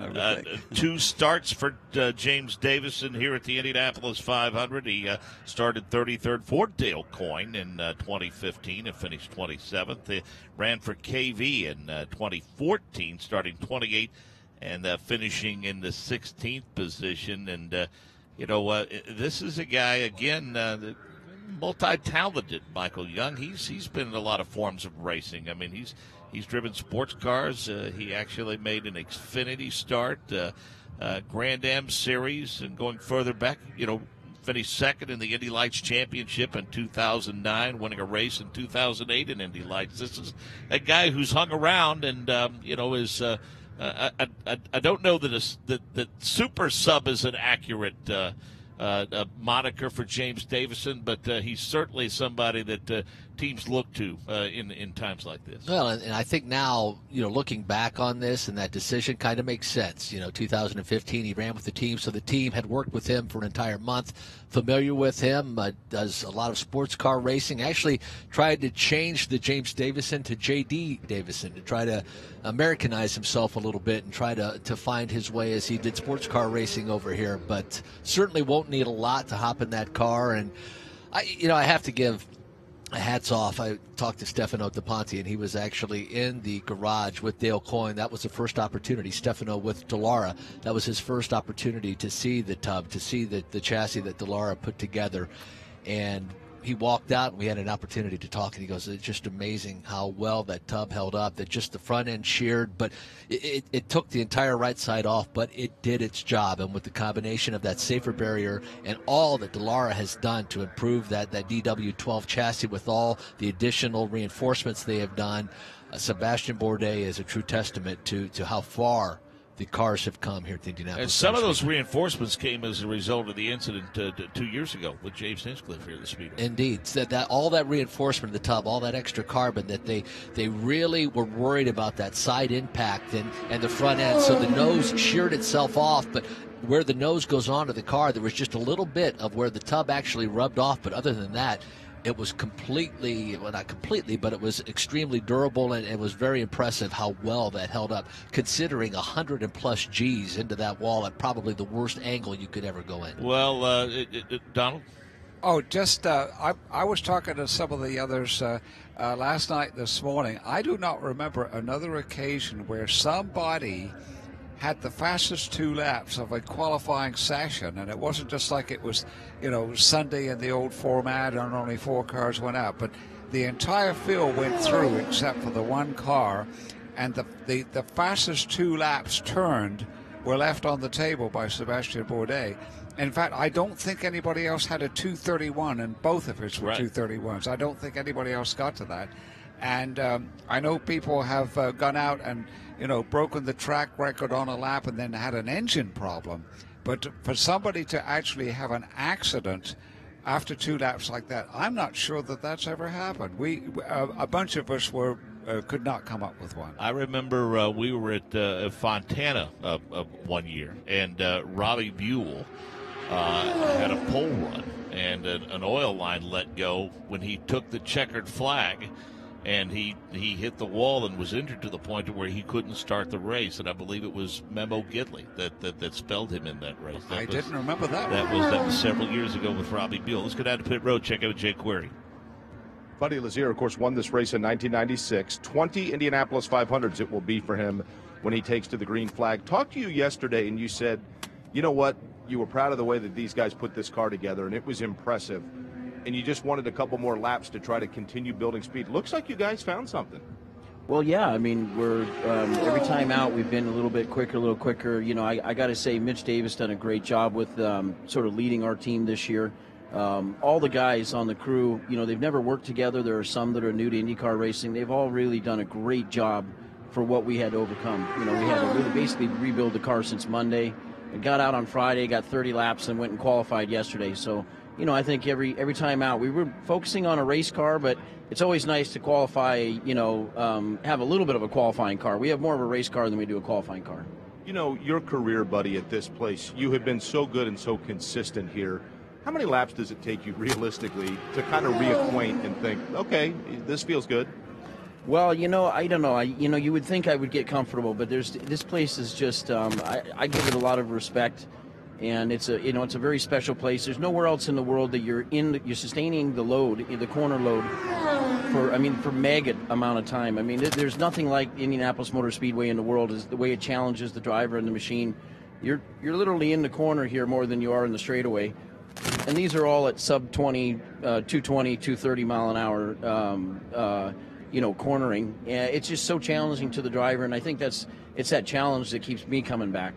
It's the ultimate team sport, and I think people lose sight of that. Can you just touch on the challenges your team faced and the pride you have in their ability to be able to overcome those from the time that you guys unloaded here? Well, these are really big full-time teams. There's nobody in this field that's a slouch. These really are the best of the best for this form of racing. And, you can't just come and start at the month of May with nothing and build a car and qualify and have it's just a very, very steep, very talented group of mechanics, engineers, drivers, manufacturers. This is as good as it gets. And so, you really got to be on your game The second you come through the gates there between when you roll into the speedway, this is it's a special place, and it requires, when I was a young man coming here, the engineers would always tell me, you don't want to bring a pea shooter to the speedway, you need to bring cannons. And it really is. I mean, you have to have the best of everything to run around here. We have seen men win this race and then in later years see their son run the Indianapolis 500. Will Buddy Lazier join that list? I wouldn't be surprised. My son's coming up quickly, and he's doing it. He's really progressing faster than I thought he would. He has his FIA International Professional Racing License. He graduates high school this year. I'm really proud of him, but I also I feel like it's so important.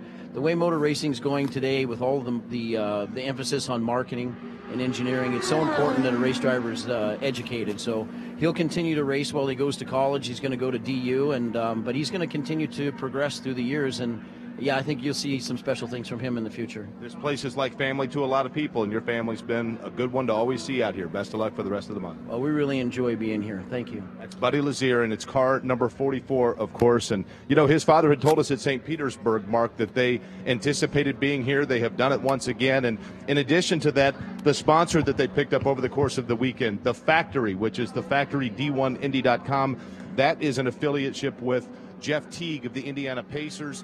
It is a basketball facility that he and his family have run. And yesterday, Jeff Teague's father told me, man, I can't believe that we've been out here this long, and I've never until now really gotten involved. This is unbelievable to see the speed of these cars. And Buddy Lazier wanted to find a little more. Looks like he found exactly that, Mark. Yep, several top 10 finishes. And Michael Young, Davey Hamilton said during the early days of the IRL, he enjoyed racing against Buddy Lazier almost as much as anyone. And as I said to Davey, he was one bad dude on the ovals. One of those situations where some of the younger generation will see Buddy out here and never realize how great he truly was here at the Indianapolis Motor Speedway. But that team has done so very, very much. Mark, I was next to him when they qualified yesterday. You would have thought they just got the pole yesterday. For them to accomplish what they accomplished in such a short amount of time, a very tight-knit group of people down there, a great family, and great to see Buddy Lazier back here at the Speedway. Donald, he and Ron Hemmelgarn had a pretty nice run from 1996 to 2000. Their worst finish during that period was 7th. Yeah, not only, absolutely, yeah, not only the win, but also they were second in 98 and 2000 behind Juan Pablo Montoya. I don't know if Jake is still on, can hear us, and you're anywhere close to Buddy. Buddy he's interested in stats. Of the 763 drivers that have driven in the Indianapolis 500, Buddy Lazier ranks 8th in all-time laps completed. And if he runs 153 laps this year, he will pass both Ari Luyendyk and Mario Andretti. So he could, a week from today, he could be 6th on the all-time laps completed. So, Jake, if you can hear that, Buddy would, not all drivers care, Buddy does. He'd like to know that. Wife, Kara, of course, and you heard him talk about Flynn, and as a daughter, Jacqueline. Buddy Lazier. Mark Janes, Donald Davidson, and Michael Young. We just wrapped up talking to Buddy Lazier, driver of the 44 car. We get to the top of the hour, and Michael Young will take a bit of a break. I mean, in terms of the action, have about a 45-minute break. Then from 2:45 to 4:45, we're going to get awfully busy. We're going to requalify positions 10 through 33, and then the big show, I guess, if you will, from 5 to 5:45.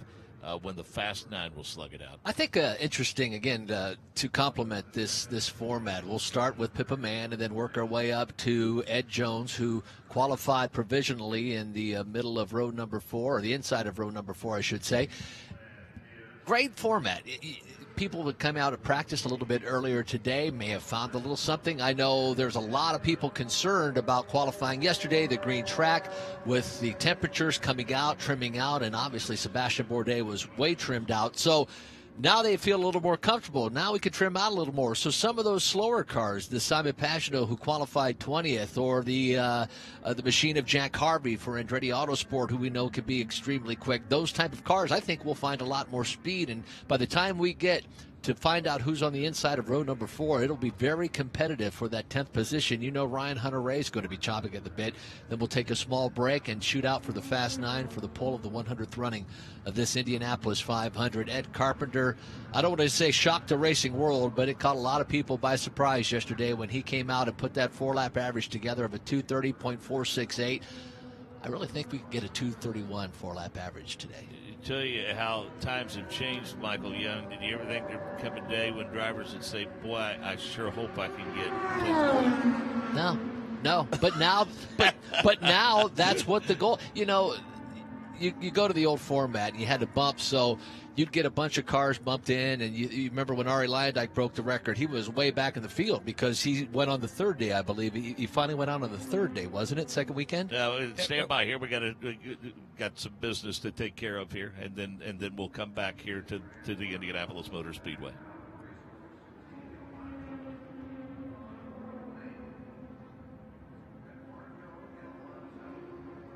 Mark James, Michael Young, Donald Davidson in the broadcast booth, and quickly let's head back to Gasoline Alley and check in with Nick Yeoman. You're visiting with the good folks from Firestone. A garage. This is a pretty cool place. We got Mark Williamson, who's been with Firestone for how long have you been with Firestone, Mark? It's been a while, right? 15 years. Let's talk about this process because while all these teams have different sponsors, some run different engines, they all run Firestone tires. You guys got massive stacks of them back here. I see barcodes on all of these tires. You guys keep track of every single Firestone tire here on race weekends, correct? Absolutely. Every tire is barcoded. We bring about 5,500 tires with us to the track. Everything is scanned out and then scanned back in. At the end of the event, we get a report that tells us what's still outstanding. So if I need to go find a team and find a tire, I can do that. Let's talk about the process because I'm sure you guys bring in truckloads of tires on race weekends. Talk about the mounting process and some of these machines we have that you guys have at your disposal back here in the garage. Right, we've got 8 mounting machines, 5 balancing machines, 10 semis full of tires that we will go through the month for the 2 or 3 weeks that we're here. And these machines behind you, balancing machines, DSP balancing machines, they do exactly what? Because I'm not going to lie, I'm not the most technically sound guy in the world. Right, balancing, because the straightaways are so long here, the driver feels so much, they have to be balanced so that they ride smooth. We balance to within 1/10 of an ounce. So it's pretty smooth when they're out there. The mounting machines, basically the teams own the wheels, we own the tires. So the teams will bring us the wheels, we'll mount the tires, and then we'll send them over to our balancers who balance. Then we set them outside, and the teams pick them up. And, of course, Firestone being the official tire of the Verizon IndyCar Series, you guys are not only at every race, but you guys are setting up when there's test sessions as well. It's got to be a pretty busy schedule for you guys throughout the course of the year. Absolutely. We start mid-February and go through about the end of September. We follow the circuit wherever they go. If they go to a test, we go to a test. If they go to a race, we go to a race. So we're pretty much everywhere they are. Well, it's a fascinating process, Mark Williamson. We appreciate your time. You guys have been awful busy, and we're only about halfway through the month. Thank you for your time. You're very welcome. Thanks for having us. That's Mark Williamson from Firestone. Awful busy down here, Mark. Hundreds and hundreds and hundreds of tires here at IMS. About, 30 seconds remaining in this final practice session before we take a bit of a break, about a 45-minute break, in fact, until we go qualifying again for positions 10 through 33. And then, of course, the Fast 9 a little bit later on today. For now, I'm Mark James. So long from the world's greatest race course, the Indianapolis Motor Speedway.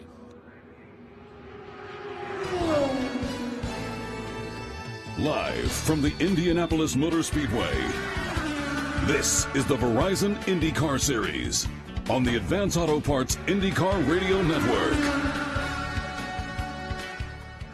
Well, I wouldn't say sunshine and completely blue skies the order of the day, but certainly we are happy about the fact that it appears as though the threat of rain showers this morning have gone and the threat appears to have dissipated.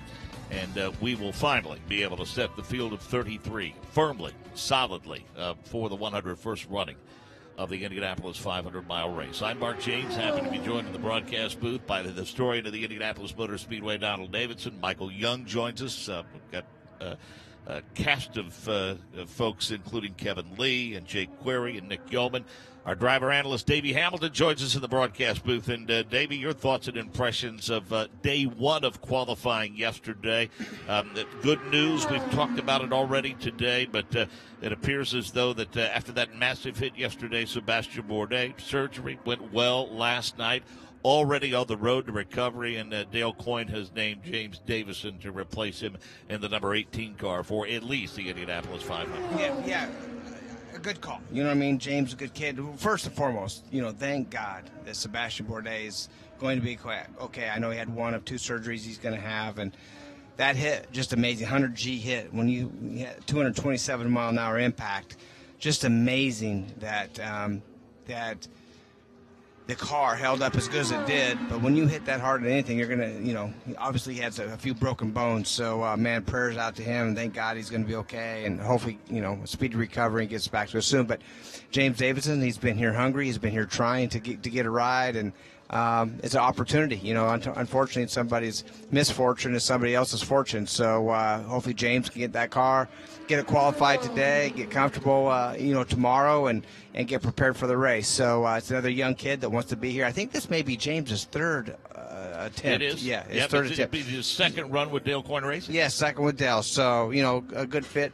And people were saying, well, who's going to do it? Who's going to get in that car? Well, there's plenty of guys. And James was just one of them that had the opportunity because there's Stephen Wilson. There's guys out there like Tristan Vautier that was looking. There's guys like Matty Brabham that, has a lot of talent that could do it. But James has been here hungry, and like I say, with a past relationship, it worked out for him. Well, and the level of disappointment. Of course, the focus totally on his recovery now. Talking about Sebastian Bourdais, but boy, Davey, we were watching one heck of a run. He was laying down laps 231 miles an hour. Well, I think he was, just such a small things make difference, and maybe in half a mile an hour slower would give that car enough grip to where that didn't happen. And not only would he been provisionally pole for yesterday, more than likely pole for today. You see his teammate Ed Jones run a 2:33 lap today. Now on that lap, I'm not sure. It doesn't have him on the no-tow report, so I'm not exactly sure where he would have ended up if he had a tow. But regardless, a great run, super fast for Jones, and it's encouraging. Well, as we mentioned, a 45-minute break now. We see the Fast Nine just about ready to wrap up their paces here.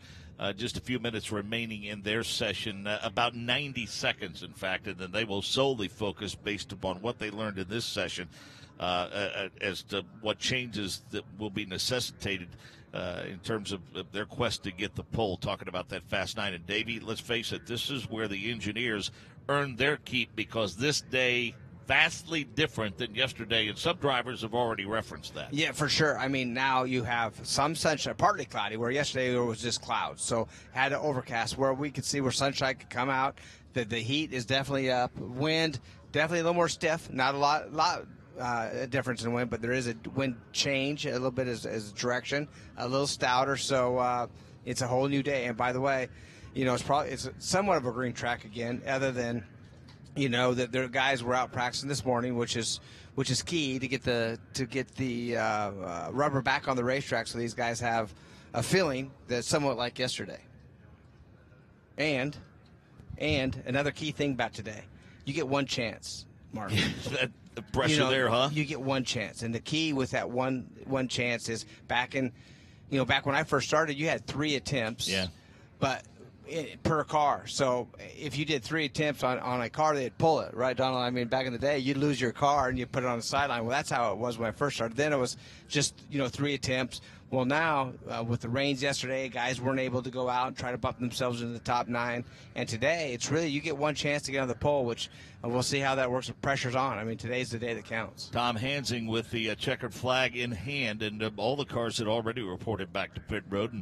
And again, while we have this break in the action, we want to visit with some folks. We'll start first with the Chief Operating Officer of the Indiana Donors Network, Steve Johnson. Steve, first of all, welcome to the Indianapolis Motor Speedway. Oh, thank you very much. Appreciate you having us. Is this view okay, Steve? You finding it to your liking up here on the 9th floor? Are you inviting me to stay? Well, it's certainly there's. I think you'll agree. There's a wow factor when you first. Oh, get it's in the door absolutely here, huh? amazing. And I moved here about 8 years ago, and my first time at the track alone, just just blew my mind. I'd never seen anything like it, and after 8 years, I still have the same reaction every time I walk in here. Well, let's talk a little bit about your involvement and what brings you here and makes you a part of the Indianapolis Motor Speedway with your outstanding organization. Yeah, thank you. I mean, the Indiana Donor Network is, an organ procurement organization, and our platform is Driven to Save Lives, which was born last year. But we were talking about Justin Wilson and his selfless donation of organs which save lives, and through of course a tragic loss, but it just kind of captured what kind of gentleman Justin was and what he was all about and giving back. And he was such a hero, and our ability to do that with Steph, and Steph really wanted to take that on, and he thought it was a great way to honor his brother and continue to honor his brother. And we are now joined up this year with the Clausens and Clausen Marshall Racing, and doing the same thing and honoring Brian Clausen, and who was also a hero and donated organs that saved a whole lot of lives. So. And Community Relations Coordinator Taylor McLean is with us. Taylor, speak to that, the involvement of the Clausen family in the organization. Yeah, after Brian's accident, we as a family just felt that we wanted to do as much as possible to help spread education and awareness about donation and help save as many lives as we could. So we, approached Indiana Donor Network and asked what we could do, and the fit was just very natural. With Brian's love and passion for racing and this platform that they had already built, it allowed us to honor Brian and continue his legacy, even though he's not here with us anymore. Well, you knew, of course, of what the motorsports community is capable of in the best of times, the happiest of times, and the saddest of times. So, Taylor, you, I'm sure, were not surprised at all with the outpouring of support that this has received since you took on this cause after we lost Brian. Honestly, though, I was surprised. Really? I knew that the racing family was very, very close, and they supported everybody, like you said, in the best of times and in the worst of times. But I think we were overwhelmed a little bit with the amount of support that we were shown. We really didn't grasp how much how much his presence meant to people, and having, him at the Indy 500, how much that meant to people. So seeing people reach out to us from all different facets of racing really, really inspired us to do more, and it really helped propel us to where we are now with this campaign and saving lives. And Taylor, I think the thing that impresses me the most whenever tragedy strikes the racing community is that the response is not, for instance, triggered to just that segment. It didn't just come from the USAC family. It came from NASCAR. It came from IndyCar. It came from NHRA, as was with the case when we lost Justin. I mean, it's a fraternity across all forms of motorsport. It is, and we had some friends, in every aspect of racing that would reach out to us, and they would call us and tell us about their decision that they made to become a donor because of Brian. And those were the moments, where we really started to feel like Brian's legacy was going to live on, and that, just because he's not here with us right now does not mean that he's not making a difference every single day. And he'll continue to do that, and the lives that he's going to save beyond just, the ones that he immediately had an impact on is just incredible to me. And I don't think Brian could have left a greater legacy than that. Your response to Ricky Stenhouse Jr. in Victory Lane recently?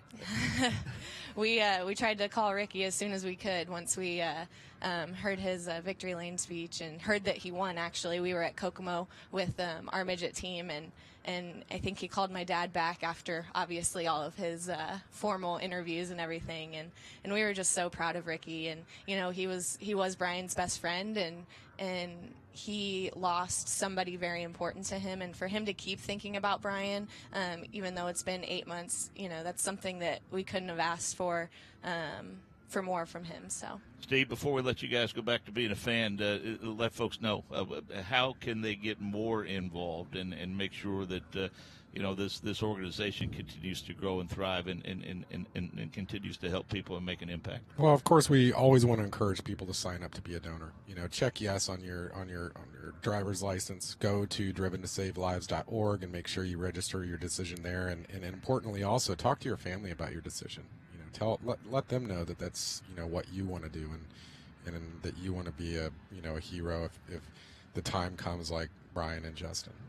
Well, race day will be a little busy, but other than that, you and Taylor are welcome to come up here and see what's going on anytime. The door's always open for you. Well, thank you for having us. We really appreciate it, and thank you for helping us honor these two heroes and continue their legacies. Glad to do it. Thank you for the great work that you do. And Davey Hamilton, of course, both of those guys, Brian Clausen and Justin Wilson, were guys that you knew very, very well, and it's great to see that their memory is honored and they continue to live on through organizations. Yeah, without a doubt. Right, two class guys. Was fortunate enough to teammate with Justin, for a couple of years there, and actually just seeing Brian at Bob East, like a few days or like a week actually before the unfortunate accident, and was able to spend some, it was just us out there waiting for Bob to unlock his shop door. So it was good to, have some good time just to talk and chat, and then actually when he came here in May, was able to talk a lot. Short track guys come to Speedway, try to hold together. He had a few questions and he was doing such a great job, and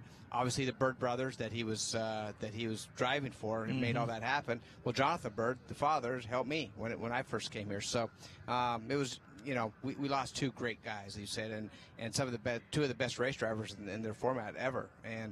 But for them to be able to continue on, I lost Billy Vukovic as a young kid. Sure. Billy Vukovic third, we were the best of friends. But back then, we really didn't know about the donor system, right? It would just, it just happened, and that's kind of the end of it. And still to this day, I still have Billy's name on my helmets, and so when Stan House has a friend, a best friend that, I could relate. When you lose a best friend like that, man, it sticks with you not just for a little while, but forever. But then to change other people's lives is really cool. And I think I could say that the tie that binds the two of them, Justin and Brian Clausen, is they didn't have any fans; they had friends, because that's how they treated anyone and everyone they ever met. Well, they're both fairly quiet. They got the job done. They're both fairly quiet guys. Till they got in a race car. Yeah, right. There's a whole different game. I mean, when they got behind the wheel, that was their office, and that's where they did the very best. And they were, nobody disliked them. That's the other thing. Nobody disliked those guys. They were, even the competitors that they're beating every week, you still couldn't help but to like the guys. And they did so much for our sport, which is it was always still a sad loss, because two of the best in their respected, Brian on dirt, that guy, I don't know if you ever able to see him in person, but I've raced against him on pavement, some other things, but when you got him on dirt, man, he was pretty unbelievable. And Justin, I watched some clips of him when he was running some Formula One cars, and just the hand speeds that he had and the talent that he had to drive anything was pretty amazing. Well, the final preparations being made by the teams now back in Gasoline Alley as we get ready to set the field of 33 for the 101st running of the Indianapolis 500-mile race. Live coverage of qualifying for the 101st running of the Indianapolis 500 on the Advanced Auto Parts IndyCar Radio Network is brought to you in part by Firestone, the official tire of the Indianapolis 500-mile race. The Indy Racing Experience, the fastest seat in sports. Panasonic Adventure, official partner of IndyCar. General Motors, official car of the Indianapolis 500-mile race. Yamaha boats and wave runners from the #1 brand on the water. Racing Electronics, official radio communication supplier of IndyCar. Sunoco, the official fuel of the Verizon IndyCar Series. Henchman Racing Uniforms, nothing fits like a henchman. Miller Lite, the official beer and cider of the Indianapolis Motor Speedway. United Rentals, the official equipment partner of the Verizon IndyCar Series. Safety Clean, official environmental service partner of the Indianapolis Motor Speedway. Geico, 15 minutes could save you 15% or more on car insurance. Visit geico.com for a free rate quote. Verizon, official wireless partner of the Indianapolis 500-mile race. You're listening to Indianapolis 500 qualifying on the Advance Auto Parts IndyCar Radio Network. you're looking for classic styling, the ultimate in protection, and world-class customer service, then you are looking for Henchman. Henchman Racewear is the pioneer in driver suit technology, producing custom-made racing safety apparel for some of the biggest names in open-wheel racing. Henchman, stop by their store on Gasoline Alley Road. It's just 1 mile south of the Indianapolis Motor Speedway. Of course, you can find everything you need online at henchmanracewear.com. When the IMS Radio Network needs to hear every word in one of the loudest environments in sports. Right under right in front, Simon Pageant. The IMS Radio Network depends on racing electronics. His call, his team, and said, guys, this race car is unbelievable. When you're at the track and you want to hear what the pros hear, use what the pros use. Racing electronics, scanners, headsets, and more. Online at racingelectronics.com or stop by the race.